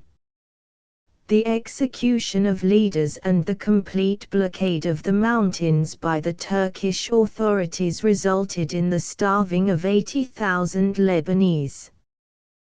The French government has warned Turkey through the American ambassador that the Turks will be held accountable for their deeds. I could not help wondering at the mistakes of the Allies. If they had understood the situation in Palestine and Syria, how differently this war might have eventuated. The Lebanon and Syria would have raised 100,000 picked men, if the Allies had landed in Palestine. The Lebanon would have fought for its independence as heroically as did the Belgians. Even the Arab population would have welcomed the Allies as liberators. But alas! With a saddened heart I pursued my journey into Beirut. My coming was a joyful surprise to my sister. Many sad things had happened since she had last seen me. During my imprisonment she had suffered tortures, not knowing what would happen to me, and now that she saw me alive she cried from happiness. She told me how kindly she had been treated by President Bliss, of the Syrian Protestant College, and of all the good things the college had done. What a blessing the college was for the people of Beirut. Many unfortunate people were saved from prison and hardships through the intervention of President Bliss. He never tired of rendering service, wonderful personal service. But alas, even his influence and power began to wane. The American prestige in the country was broken, and the Turkish government no longer respected the American flag. An order issued from Constantinople demanded that the official language of the college be Turkish instead of English, and Turkish officers even dared to enter the college premises to search for citizens belonging to the belligerent nations, without troubling to ask permission from the American consul. Chapter 9 A robber baron of Palestine. Beirut is a city of about 200,000 inhabitants, half of whom are Christians and the rest Mohammedans and Jews. The pinch of hunger was already felt there. Bread was to be had only on tickets issued by the government, and prices in general were extremely high. The population were discontented and turbulent, and every day thousands of women came before the governor's residence to cry and protest against the scarcity of bread. The Allies' warships often passed near the town, but the people were not afraid of them, for it was known that the Allies had no intention of bombarding the cities. Only once had a bombardment taken place. Toward the end of March, 1915, a French warship approached the Bay of Haifa and landed an officer with a letter to the commandant of that town giving notice of his intention to bombard the German consulate at 3 p.m. sharp. This was in retaliation for the propaganda carried on by the consul, Lieutenant von Hardegg, and chiefly because of his desecration of the grave of Bonaparte's soldiers. The consul had time to pack up his archives and valuables, and he left his house before 3. The bombardment began exactly at 3. 15 shells were fired with a wonderful precision. Not one house in the neighborhood of the consulate was touched, but the consulate itself was a heap of ruins after a few shells had struck it. The population was exceedingly calm. Only the German colony was panic-stricken, and on every German house an American flag was raised. It was rather humorous to see all the Germans who were active in the Turkish army in one capacity or another seek safety by means of this trick. This bombardment had a sobering effect upon the Mohammedan population. They saw that the Allies were not wholly ignorant of what was going on in the country and that they could retaliate, and safety for the non-Mohammedans increased accordingly. In general, Beirut was a rather quiet and safe place. The presence of an American cruiser in the port had much to do with that. The American sailors were allowed to come ashore 3 times a week, and they spent their money lavishly. It was estimated that Beirut was getting more than $5,000 a week out of them. But the natives were especially impressed by the manliness and quick action of the American boys. Frequently a few sailors were involved in a street fight with scores of Arabs, and they always held their own. In a short time the Americans became feared, which in the Orient is equivalent to saying they were respected. The Beirut people are famous for their fighting spirit, but this spirit was not manifested after a few weeks of intimate acquaintance with the American bluejackets.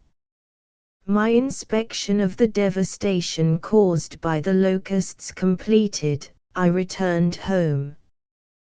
The news that greeted me there was alarming. I must narrate with some detail the events which finally decided me to leave the country. About 1 hour's ride on horseback from our village lives a family of Turkish nobles, the head of which was Sadik Pasha, brother of the famous Kamil Pasha, several times Grand Vizier of the Empire. Sadik, who had been exiled from Constantinople, came to Palestine and bought great tracts of land near my people. After his death his sons, good-for-nothing, wild fellows, were forced to sell most of the estate, all except one Fuzi Bey, who retained his part of the land and lived on it. Here he collected a band of friends as worthless as himself and gradually commenced a career of plundering and frightfulness much like that of the robber barons of medieval Germany. Before the outbreak of the war he confined his attentions chiefly to the Arabs, whom he treated shamefully. He raided cattle and crops and carried off girls and women in broad daylight. On one occasion he stopped a wedding procession and carried off the young bride. Then he seized the bridegroom, against whom he bore a grudge, and subjected the poor Bedouin to the bastinado until he consented to divorce his wife by pronouncing the words, "I divorce thee 3 times in the presence of witnesses," according to Mohammedan custom. This Bedouin was the grandson of the Sheikh Hila, a holy man of the region upon whose grave the Arabs are accustomed to make their prayers. But we villagers of Zikran Jacob had never submitted to Fuzi Bey in any way. Our young men were organized and armed, and after a few encounters he let us alone. After the mobilization, however, and the taking away of our arms, this outlaw saw that his chance had come. He began to send his men and his camels into our fields to harvest our crops and carry them off. This pillage continued until the locusts came. Fuzi, in the meanwhile, becoming so bold that he would gallop through the streets of our village with his horsemen, shooting right and left into the air and insulting old men and women. He boasted, apparently with reason, that the authorities at Haifa were powerless to touch him. There was one hope left. Jmal Pasha had boasted that he had introduced law and order. The country was under military rule. It remained to see what he would say and do when the crimes of Fuzi Bey were brought to his notice. Accordingly, armed with my boy Aaronsohn, or passport, of a locust inspector, I rode to Jerusalem, where I procured, through my brother, who was then in favor, an interview with Jmal Pasha. He received me on the very day of my arrival, and listened attentively while for a whole hour I poured out the story of Fuzi Bey's outrages. I put my whole heart into the plea and wound up by asking if it was to the credit of the progressive young Turks to shelter feudal abuses of a bygone age. Jmal seemed to be impressed. He sprang from his chair, began walking up and down the room, then with a great dramatic gesture he exclaimed, "Justice shall be rendered," and assured me that a commission of army officers would be sent at once to start an investigation. I returned to Zikran Jacob with high hopes.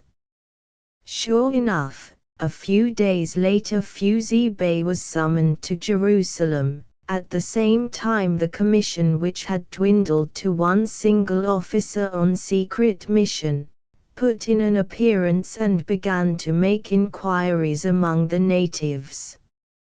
He got little satisfaction at first, for they lived in mortal terror of the outlaw.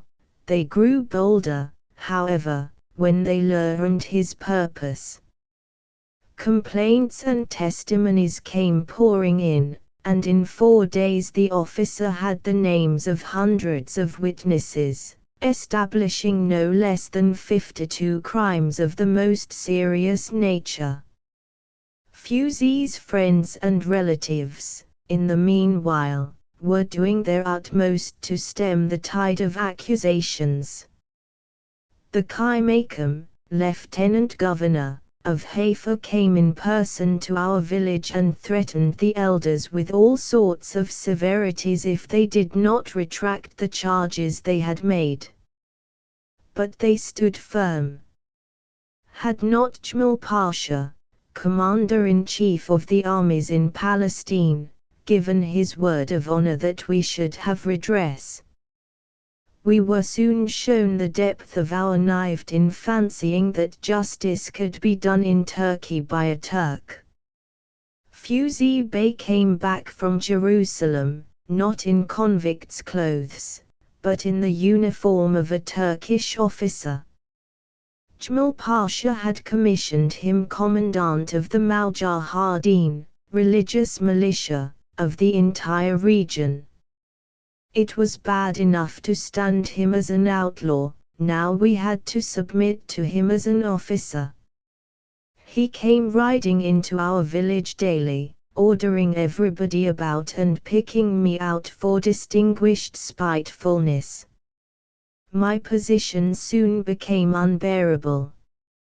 I was, of course, known as the organizer of the Young Men's Union, which for so long had put up a spirited resistance to Fuzi. I was still looked upon as a leader of the younger spirits, and I knew that sooner or later Fusey would try to make good his threat, often repeated, that he would shoot me like a dog.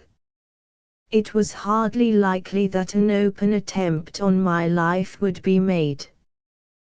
When Ambassador Morgenthau visited Palestine, he had stayed in our village and given my family the evidence of his sincere friendship.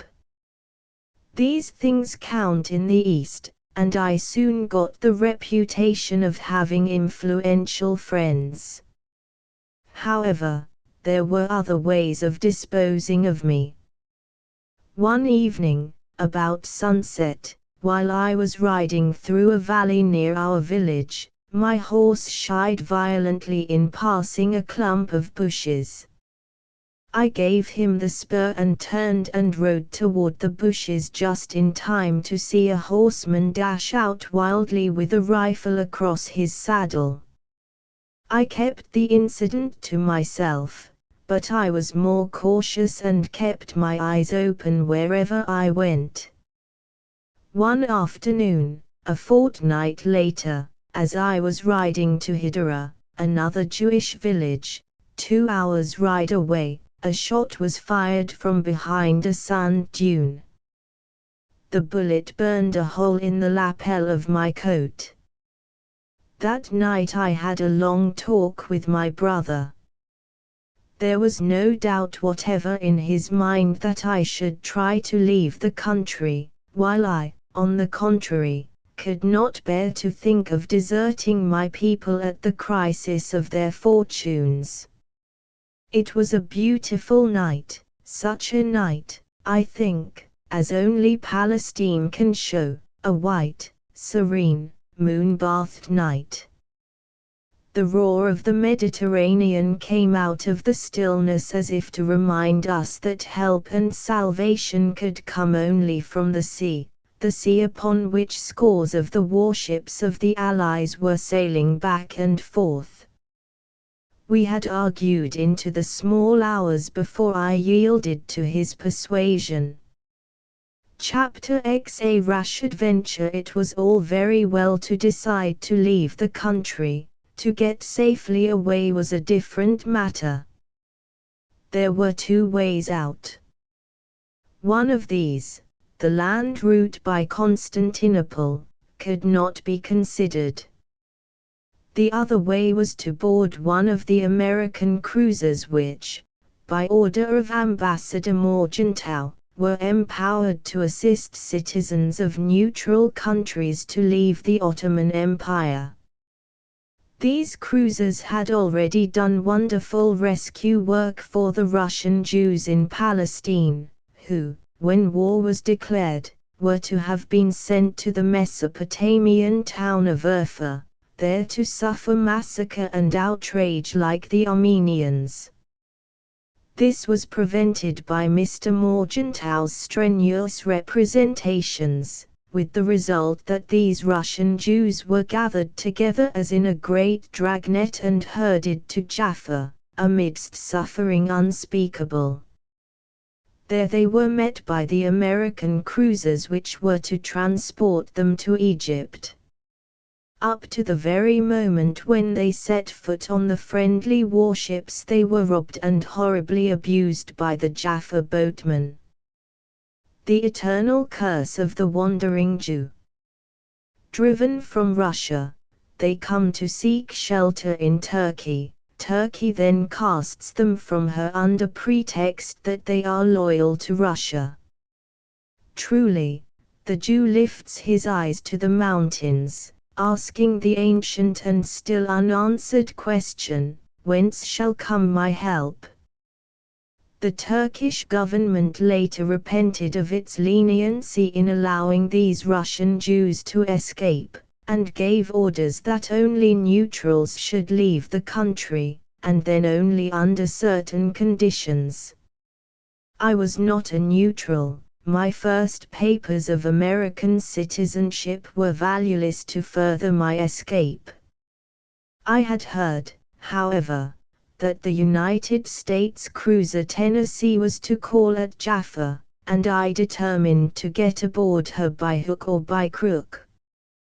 One evening, as soon as darkness had fallen, I bade a sorrowful farewell to my people, and set off for Jaffa, traveling only by night and taking out-of-the-way paths to avoid the pickets, for now that the locust campaign was over, my boy Aaronsohn was useless.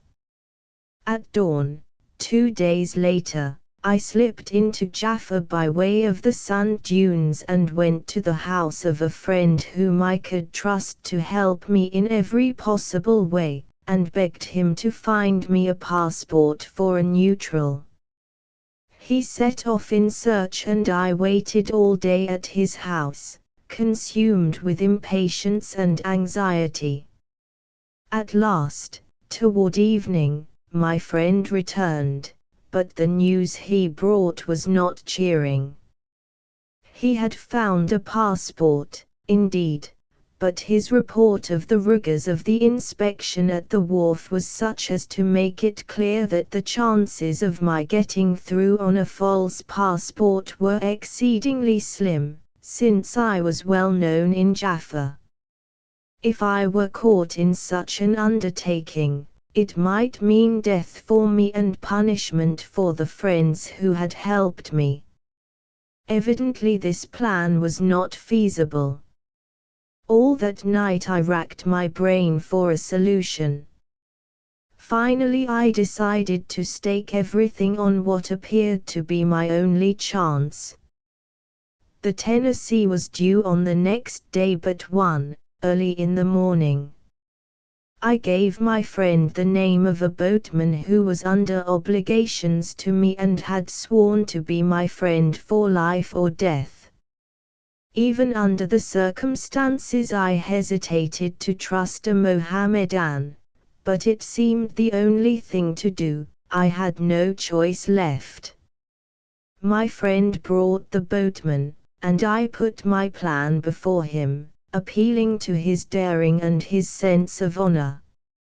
I wanted him to take me at midnight in his fishing boat from an isolated part of the coast and wait for the appearance of the Tennessee. Then, on her arrival, amid the scramble of boats full of refugees, I was to jump aboard, while he would return with the other boats. The poor fellow tried to remonstrate, pointing out the dangers and what he called, rightly enough, doubtless, the folly of the plan. I stuck to it, however, making it clear that his part would be well paid for, and at last he consented and we arranged a meeting place behind the sand dunes by the shore. I put a few personal belongings into a little suitcase and had my friend give it to one of the refugees who was to sail on the Tennessee. If I succeeded, I was to recover it when we reached Egypt. The only thing I took with me was the paper which declared my intention of becoming an American citizen, the first paper. From this document I was determined not to part. I shall not tell how I kept it on me, as the means I used may still be used by others in concealing such papers and a disclosure of the secret might bring disaster to them. Suffice it to say that I had the paper with me and that no search would have brought it to light. Arrived next morning at the appointed place, I gave the signal agreed upon, the whine of a jackal, and, after repeating it again and again, I heard a very low and muffled answer. My boatman was there. I had some fear that he might have betrayed me and that I should presently see a soldier or policeman leap out of the little boat. But my fears proved groundless. The man was faithful. We rowed out quietly, our boat a little nutshell on the tossing waves. But I was relieved. The elements did not frighten me, on the contrary, I felt secure and refreshed in the midst of the sea. When morning began to dawn, scores of little boats came out of the harbor and circled about waiting for the cruiser. This was our chance. I crouched in the bottom of our boat, and to all appearances my boatman was engaged merely in fishing. After I had lain there over an hour with my heart beating like a drum and with small hopes for the success of my undertaking, I heard at last the whistle of the approaching cruiser, followed by a babel of mad shouting and cursing among the boatmen. In the confusion I felt it safe to sit up. No one paid the slightest attention to me. All were engaged in a wild race to reach and mount the Tennessee's ladder. I scrambled up with the rest, and when, on the deck, an officer demanded my passport, I put on a bold front and asked him to tell Captain Decker that Mr. Aaronsohn wished to see him. 10 minutes later I stood in the captain's cabin. There I unfolded my story, and wound up by asking him if, under the circumstances, my first papers might not entitle me to protection. As I spoke I could see the struggle that was going on within him. When he answered it was to explain, with the utmost kindness, that if he took me aboard his ship it would be to forfeit his word of honor to the Turkish government, his pledge to take only citizens of neutral countries, that he could not consider me an American on the strength of my first papers, and that any such evasion might lead to serious complications for him and for his government. Well, there was nothing for me to do but to withdraw and go back to Jaffa to face trial for an attempt to escape. When I reached the deck again I found it swarming with refugees, many of whom knew me and came up to congratulate me on getting away. I could only shake my head and with death in my heart descend the Tennessee's ladder. It did not matter now what boat I took. Any boatman was eager enough to take me for a few cents.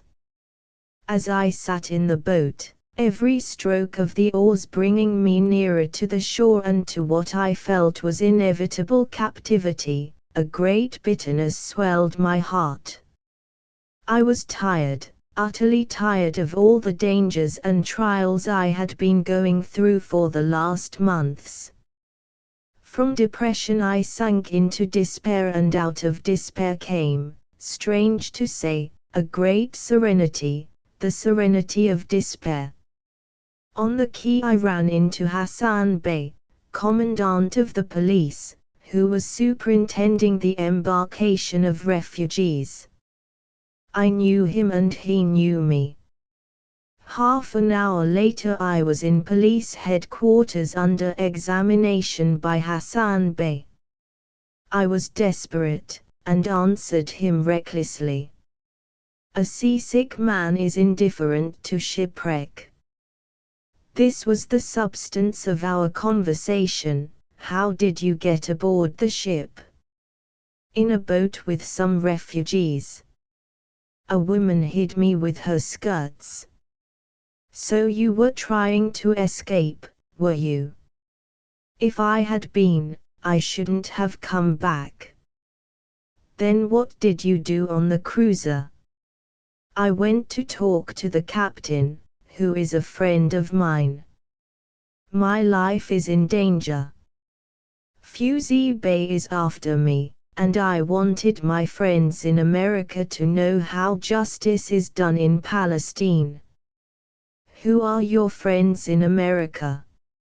Men who could break you in a minute. Do you know to whom you are speaking? Yes, Hassan Bey. I am sick of persecution. I wish you would hang me with your own hands as you hanged the young Christian. My friends would have your life for mine. I wonder now how I dared to speak to him in this manner. But the bluff carried. Hassan Bey looked at me curiously for a moment, then smiled and offered me a cigarette, assuring me that he believed me a loyal citizen, and declaring he felt deeply hurt that I had not come to him for permission to visit the cruiser. We parted with a profusion of Eastern compliments, and that evening I started back to Zikran Jacob. Chapter 11 Escape. The failure of my attempt to leave the country only sharpened my desire to make another trial. The danger of the enterprise tended to reconcile me to deserting my family and comrades and seeking safety for myself.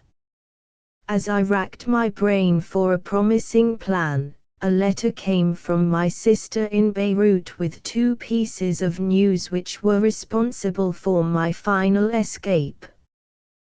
The American college was shortly to close for the summer, and the USS Chester was to sail for Alexandria with refugees aboard. Beirut is a 4 days trip from our village, and roads are unsafe. It was out of the question to permit my sister to come home alone, and it was impossible for any of us to get leave to go after her, nor did we want to have her at home in the unsettled condition of the country. I began wondering if I could not possibly get to Beirut and get my sister aboard the Chester, which offered, perhaps, the last opportunity to go out with the refugees. It would be a difficult undertaking, but it might be our only chance, and I quickly made up my mind to carry it out if it were a possible thing. I had to act immediately. No time was to be lost, for no one could tell how soon the Chester might sail. My last adventure had been entered upon with forebodings, but now I felt that I should succeed. To us Orientals, intuition speaks in very audible tones, and we are trained from childhood to listen to its voice. It was with a feeling of confidence in the outcome, therefore, that I bade this second goodbye to my family and dearest friends. Solemn hours they were, these hours of farewell, hours that needed few words. Then once more I slipped out into the night to make my secret way to Beirut. It was about midnight when I left home, dressed in a soldier's uniform and driving a donkey before me. I traveled only by night and spent each day in hiding in some cave or narrow valley where I could sleep with some measure of security. For food I had brought bread, dried figs, and chocolate, and water was always to be found in little springs and pools. In these clear, warm nights I used to think of David, a fugitive and pursued by his enemies. How well I could now understand his despairing cry, "How long wilt thou forget me, O Lord? Forever. How long shall mine enemy be exalted over me?" 5 nights I journeyed, and at last one morning beautiful Beirut appeared in the distance, and I found myself in the forest of pines that leads into the city. The fresh dawn was filled with the balmy breath of the pines and all the odors of the Lebanon. Driving my donkey before me, I boldly approached the first picket house and saluted the non-commissioned officer in military fashion. He stopped me and asked whence I came and where I was going. I smiled sweetly and replied that I was the orderly of a German officer who was surveying the country a few hours to the south, and that I was going to Beirut for provisions.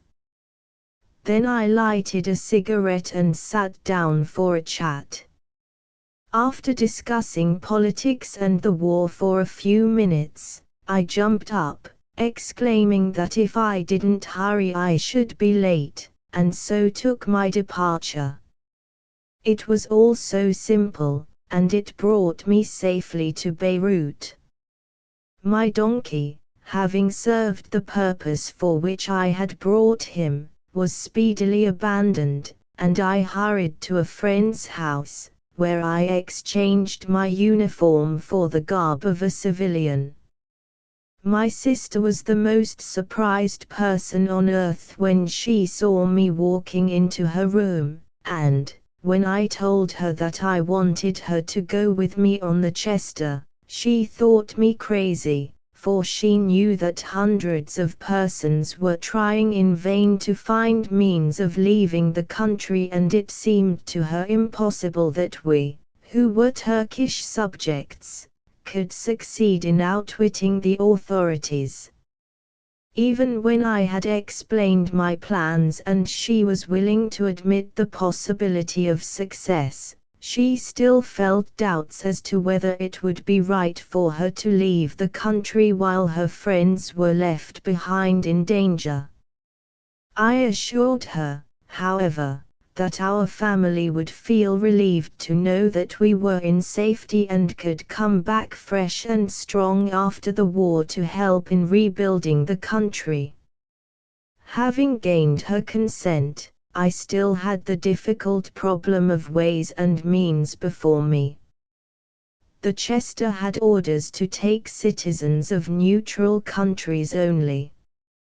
Passports had to be examined by the Turkish authorities and by the American Consul General, who gave the final permission to board the cruiser. How was I to pass this double scrutiny? After long and arduous search, with the assistance of several good friends, I at last discovered a man who was willing to sell me the passports of a young couple belonging to a neutral nation. I cannot go into particulars about this arrangement, of course. Suffice it to say that my sister was to travel as my wife and that we both had to disguise ourselves so as to answer the descriptions on the passports.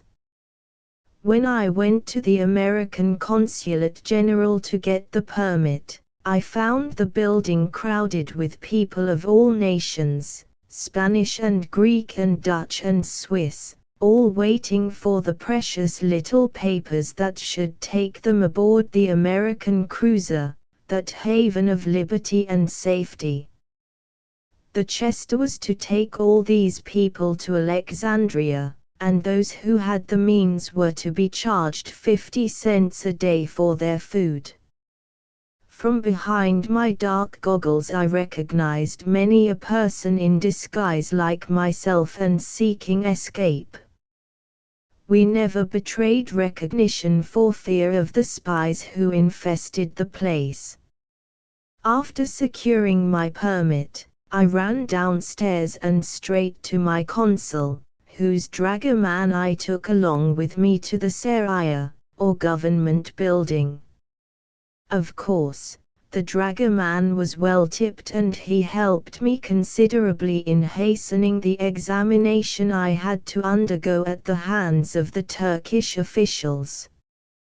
All went well, and I hurried back to my sister triumphant.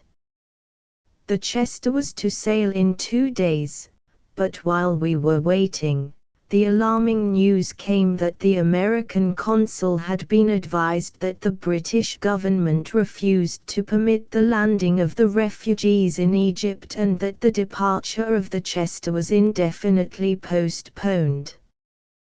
With a sinking at my heart I rushed up to the American consulate for details and there learned that the USS Des Moines was to sail in a few hours for Rhodes with Italian and Greek refugees and that I could go on her if I wished. In a few minutes I had my permit changed for the trip on the Des Moines and I hurried home to my sister. We hastily got together the few belongings we were to take with us, jumped into a carriage, and drove to the harbor. We had still another ordeal to go through. My sister was taken into a private room and thoroughly searched, so was I. Nobody could leave the country with more than $25 in cash on his person. Our baggage was carefully overhauled. No papers or books could be taken. My sister's Bible was looked upon with much suspicion since it contained a map of ancient Canaan. I explained that this was necessary for the orientation of our prayers and that without it we could not tell in which direction to turn our faces when praying. This seemed plausible to the Muslim examiners and saved the Bible, the only book we now possess as a souvenir from home. Now our passports were examined again and several questions were asked. My sister was brave and self-possessed, cool and unconcerned in manner, and at last the final signature was affixed and we jumped into the little boat that was to take us out to the ship. At this moment a man approached, a dry goods dealer of whom my sister had made some purchases a few months before. He seemed to recognize her and he asked her in German if she were not Miss Aaronsohn. I felt my blood leave my face, and, looking him straight in the eye, I whispered, "If you say one word more, you will be a dead man, so help me God." He must have felt that I meant exactly what I said, for he walked off mumbling unintelligibly. At last the boat got away, and 5 minutes later we were mounting the side of the Des Moines. Throngs of refugees covered the decks of the cruiser. Their faces showed tension and anxiety. Their presence there seemed too good to be true, and all awaited the moment when the ship should heave anchor. A Filipino sailor showed us about, and as he spoke Italian, I told him I wanted to be hidden somewhere till the ship got under way. I felt that even yet we were not entirely safe. That my fears were justified I discovered shortly, when from our hiding place I saw the shopkeeper approaching in a small boat with a Turkish officer. They looked over all the refugees on the deck, but searched for us in vain. After a half-hour more of uncomfortable tension the engines began to sputter, the propellers revolved, and we were safe. The day was dying and a beautiful twilight softened the outlines of the Lebanon and the houses of Beirut. The Mediterranean lay quiet and peaceful around us, and the healthy, sturdy American sailors gave a feeling of confidence. As the cruiser drew out of the harbor, a great cry of farewell arose from the refugees on board, a cry in which was mingled the relief of being free, anguish at leaving behind parents and friends, fear and hope for the future. A little later the sailors were lined up in arms to salute the American flag when it was lowered for the night. Moved by a powerful instinct of love and respect, all the refugees jumped to their feet, the men bareheaded and the women with folded hands, and in that moment I understood as I had never understood before the real sacred meaning of a flag. To all those people standing in awe about that piece of cloth bearing the stars and stripes, America was an incarnation of love universal, of freedom and salvation. The cool Syrian night, our first night on the cruiser, was spent in songs, hymns, and conversation. We were all too excited to sleep. Friends discovered friends and tales of woe were exchanged, stories of hardship, injustice, oppression, all of which ended with mutual congratulations on escaping from the clutches of the Turks. The end. End of the Project Gutenberg ebook with the Turks in Palestine. Updated editions will replace the previous one, the old editions will be renamed. Creating the works from print editions not protected by U.S. copyright law means that no one owns a United States copyright in these works, so the Foundation, and you, can copy and distribute it in the United States without permission and without paying copyright royalties. Special rules, set forth in the general terms of use part of this license, apply to copying and distributing Project Gutenberg trademark symbol electronic works to protect the Project Gutenberg trademark symbol concept and trademark. Project Gutenberg is a registered trademark, and may not be used if you charge for an ebook, except by following the terms of the trademark license, including paying royalties for use of the Project Gutenberg trademark. If you do not charge anything for copies of this ebook, complying with the trademark license is very easy. You may use this ebook for nearly any purpose, such as creation of derivative works, reports, performances and research. Project Gutenberg ebooks may be modified and printed and given away. You may do practically anything in the United States with ebooks not protected by U.S. copyright law. Redistribution is subject to the trademark license, especially commercial redistribution. Start. Full license. The full Project Gutenberg license. Please read this before you distribute or use this work to protect the Project Gutenberg trademark symbol mission of promoting the free distribution of electronic works, by using or distributing this work, or any other work associated in any way with the phrase Project Gutenberg. You agree to comply with all the terms of the full Project Gutenberg trademark symbol license available with this file or online at www.gutenberg.org/license. Section 1.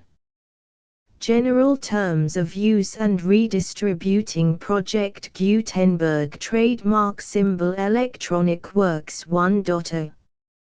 By reading or using any part of this Project Gutenberg trademark symbol electronic work, you indicate that you have read, understand, agree to and accept all the terms of this license and intellectual property, trademark/copyright, agreement. If you do not agree to abide by all the terms of this agreement, you must cease using and return or destroy all copies of Project Gutenberg trademark symbol electronic works in your possession. If you paid a fee for obtaining a copy of or access to a Project Gutenberg trademark symbol electronic work and you do not agree to be bound by the terms of this agreement, you may obtain a refund from the person or entity to whom you paid the fee as set forth in paragraph 1.e.8. 1.b. Project Gutenberg is a registered trademark. It may only be used on or associated in any way with an electronic work by people who agree to be bound by the terms of this agreement. There are a few things that you can do with most Project Gutenberg trademark symbol electronic works even without complying with the full terms of this agreement. See paragraph 1.c below. There are a lot of things you can do with Project Gutenberg trademark symbol electronic works if you follow the terms of this agreement and help preserve free future access to Project Gutenberg trademark symbol electronic works. See paragraph 1.e below. 1.c. The Project Gutenberg Literary Archive Foundation, the foundation or PGLAF, owns a compilation copyright in the collection of Project Gutenberg trademark symbol electronic works. Nearly all the individual works in the collection are in the public domain in the United States. If an individual work is unprotected by copyright law in the United States and you are located in the United States, we do not claim a right to prevent you from copying, distributing, performing, displaying or creating derivative works based on the work as long as all references to Project Gutenberg are removed. Of course, we hope that you will support the Project Gutenberg trademark symbol mission of promoting free access to electronic works by freely sharing Project Gutenberg trademark symbol works in compliance with the terms of this agreement for keeping the Project Gutenberg trademark symbol name associated with the work. You can easily comply with the terms of this agreement by keeping this work in the same format with its attached full Project Gutenberg trademark symbol license when you share it without charge with others. 1.d. The copyright laws of the place where you are located also govern what you can do with this work. Copyright laws in most countries are in a constant state of change. If you are outside the United States, check the laws of your country in addition to the terms of this agreement before downloading, copying, displaying, performing, distributing or creating derivative works based on this work or any other Project Gutenberg trademark symbol work. The Foundation makes no representations concerning the copyright status of any work in any country other than the United States. 1.e Unless you have removed all references to Project Gutenberg. 1.e.1. The following sentence, with active links to, or other immediate access to, the full Project Gutenberg trademark symbol license must appear prominently whenever any copy of a Project Gutenberg trademark symbol work, any work on which the phrase Project Gutenberg appears, or with which the phrase Project Gutenberg is associated, is accessed, displayed, performed, viewed, copied or distributed. This ebook is for the use of anyone anywhere in the United States and most other parts of the world at no cost and with almost no restrictions whatsoever.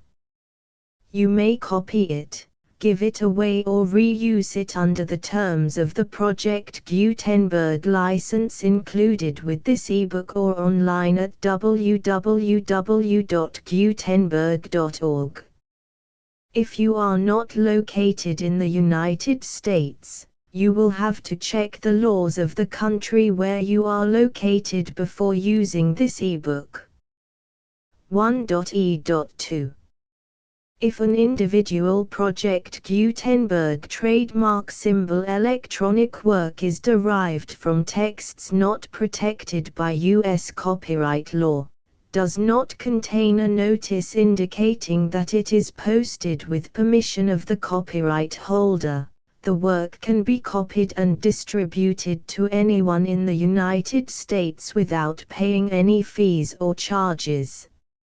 If you are redistributing or providing access to a work with the phrase Project Gutenberg associated with or appearing on the work, You must comply either with the requirements of paragraphs 1.e.1 through 1.e.7 or obtain permission for the use of the work and the Project Gutenberg trademark symbol trademark as set forth in paragraphs 1.e.8 or 1.e.9. 1.e.3. If an individual Project Gutenberg trademark symbol electronic work is posted with the permission of the copyright holder, your use and distribution must comply with both paragraphs 1.e.1 through 1.e.7 and any additional terms imposed by the copyright holder. Additional terms will be linked to the Project Gutenberg trademark symbol license for all works posted with the permission of the copyright holder found at the beginning of this work. 1.e.4. Do not unlink or detach or remove the full Project Gutenberg trademark symbol license terms from this work, or any files containing a part of this work or any other work associated with Project Gutenberg trademark symbol. 1.e.5. Do not copy, display, perform, distribute or redistribute this electronic work, or any part of this electronic work, without prominently displaying the sentence set forth in paragraph 1.e.1 with active links or immediate access to the full terms of the Project Gutenberg trademark symbol license. 1.e.6.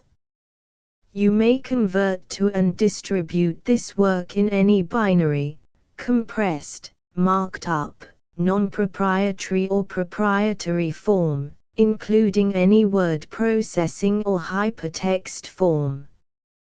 However, if you provide access to or distribute copies of a Project Gutenberg trademark symbol work in a format other than plain vanilla ASCII or other format used in the official version posted on the official Project Gutenberg trademark symbol website, www.gutenberg.org, you must, at no additional cost, fee or expense to the user, provide a copy, a means of exporting a copy, or a means of obtaining a copy upon request, of the work in its original plain vanilla ASCII or other form. Any alternate format must include the full Project Gutenberg trademark symbol license as specified in paragraph 1.e.1. 1.e.7. Do not charge a fee for access to, viewing, displaying, performing, copying or distributing any Project Gutenberg trademark symbol works unless you comply with paragraph 1.e.8 or 1.e.9. 1.e.8. You may charge a reasonable fee for copies of or providing access to or distributing Project Gutenberg trademark symbol electronic works provided that you pay a royalty fee of 20% of the gross profits you derive from the use of Project Gutenberg trademark symbol works calculated using the method you already use to calculate your applicable taxes. The fee is owed to the owner of the Project Gutenberg trademark symbol trademark, but he has agreed to donate royalties under this paragraph to the Project Gutenberg Literary Archive Foundation. Royalty payments must be paid within 60 days following each date on which you prepare, or are legally required to prepare, your periodic tax returns. Royalty payments should be clearly marked as such and sent to the Project Gutenberg Literary Archive Foundation at the address specified in Section 4, Information about donations to the Project Gutenberg Literary Archive Foundation. You provide a full refund of any money paid by a user who notifies you in writing, or by email, within 30 days of receipt that S/he does not agree to the terms of the full Project Gutenberg trademark symbol license. You must require such a user to return or destroy all copies of the works possessed in a physical medium and discontinue all use of and all access to other copies of Project Gutenberg trademark symbol works. You provide, in accordance with paragraph 1.f.3, a full refund of any money paid for a work or a replacement copy, if a defect in the electronic work is discovered and reported to you within 90 days of receipt of the work. You comply with all other terms of this agreement for free distribution of Project Gutenberg trademark symbol works. 1.e.9.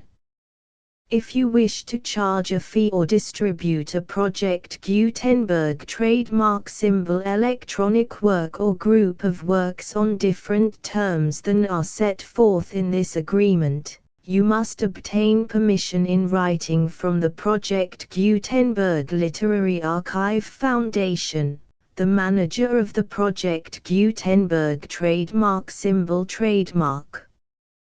Contact the Foundation as set forth in Section 3 below. 1.f1.f.1 Project Gutenberg volunteers and employees expend considerable effort to identify, do copyright research on, transcribe and proofread works not protected by U.S. copyright law in creating the Project Gutenberg trademark symbol collection. Despite these efforts, Project Gutenberg trademark symbol electronic works, and the medium on which they may be stored, may contain defects such as, but not limited to, incomplete, inaccurate or corrupt data, transcription errors, a copyright or other intellectual property infringement, a defective or damaged disk or other medium, a computer virus, or computer codes that damage or cannot be read by your equipment. 1.f.2 Limited warranty, disclaimer of damages, except for the right of replacement or refund described in paragraph 1.f.3, the Project Gutenberg Literary Archive Foundation, the owner of the Project Gutenberg trademark symbol trademark, and any other party distributing a Project Gutenberg trademark symbol electronic work under this agreement, disclaim all liability to you for damages, costs and expenses, including legal fees. You agree that you have no remedies for negligence, strict liability, breach of warranty or breach of contract except those provided in paragraph 1.f.3. You agree that the Foundation, the trademark owner, and any distributor under this agreement will not be liable to you for actual, direct, indirect, consequential, punitive or incidental damages even if you give notice of the possibility of such damage. 1.f.3 Limited right of replacement or refund. If you discover a defect in this electronic work within 90 days of receiving it, you can receive a refund of the money, if any, you paid for it by sending a written explanation to the person you received the work from. If you received the work on a physical medium, you must return the medium with your written explanation. The person or entity that provided you with the defective work may elect to provide a replacement copy in lieu of a refund. If you received the work electronically, the person or entity providing it to you may choose to give you a second opportunity to receive the work electronically in lieu of a refund. If the second copy is also defective, you may demand a refund in writing without further opportunities to fix the problem. 1.f.4 Except for the limited right of replacement or refund set forth in paragraph 1.f.3, this work is provided to you as is, with no other warranties of any kind, express or implied, including but not limited to warranties of merchantability or fitness for any purpose. 1.f.5 Some states do not allow disclaimers of certain implied warranties or the exclusion or limitation of certain types of damages. If any disclaimer or limitation set forth in this agreement violates the law of the state applicable to this agreement, the agreement shall be interpreted to make the maximum disclaimer or limitation permitted by the applicable state law. The invalidity or unenforceability of any provision of this agreement shall not void the remaining provisions. 1.f.6 Indemnity. You agree to indemnify and hold the foundation, the trademark owner, any agent or employee of the foundation, anyone providing copies of Project Gutenberg trademark symbol electronic works in accordance with this agreement, and any volunteers associated with the production, promotion and distribution of Project Gutenberg trademark symbol electronic works, harmless from all liability, costs and expenses, including legal fees, that arise directly or indirectly from any of the following which you do or cause to occur. A. Distribution of this or any Project Gutenberg trademark symbol work. B. Alteration, modification, or additions or deletions to any Project Gutenberg trademark symbol work, and c. Any defect you cause. Section 2. Information about the mission of Project Gutenberg trademark symbol. Project Gutenberg trademark symbol is synonymous with the free distribution of electronic works in formats readable by the widest variety of computers, including obsolete, old, middle-aged and new computers. It exists because of the efforts of hundreds of volunteers and donations from people in all walks of life. Volunteers and financial support to provide volunteers with the assistance they need are critical to reaching Project Gutenberg trademark symbol's goals and ensuring that the Project Gutenberg trademark symbol collection will remain freely available for generations to come. In 2001, the Project Gutenberg Literary Archive Foundation was created to provide a secure and permanent future for Project Gutenberg trademark symbol and future generations. To learn more about the Project Gutenberg Literary Archive Foundation and how your efforts and donations can help, see sections 3 and 4 and the Foundation information page at www.gutenberg.org. Section 3. Information about the Project Gutenberg Literary Archive Foundation. The Project Gutenberg Literary Archive Foundation is a non-profit 501(c)(3) educational corporation organized under the laws of the state of Mississippi and granted tax-exempt status by the Internal Revenue Service. The Foundation's IN or Federal Tax Identification Number is 64-6221541. Contributions to the Project Gutenberg Literary Archive Foundation are tax-deductible to the full extent permitted by U.S. federal laws and your state's laws.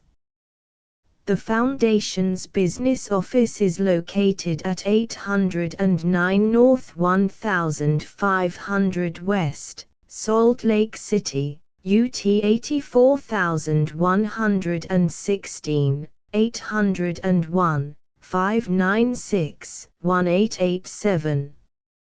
Email contact links and up-to-date contact information can be found at the Foundation's website and official page at www.gutenberg.org/contact section 4.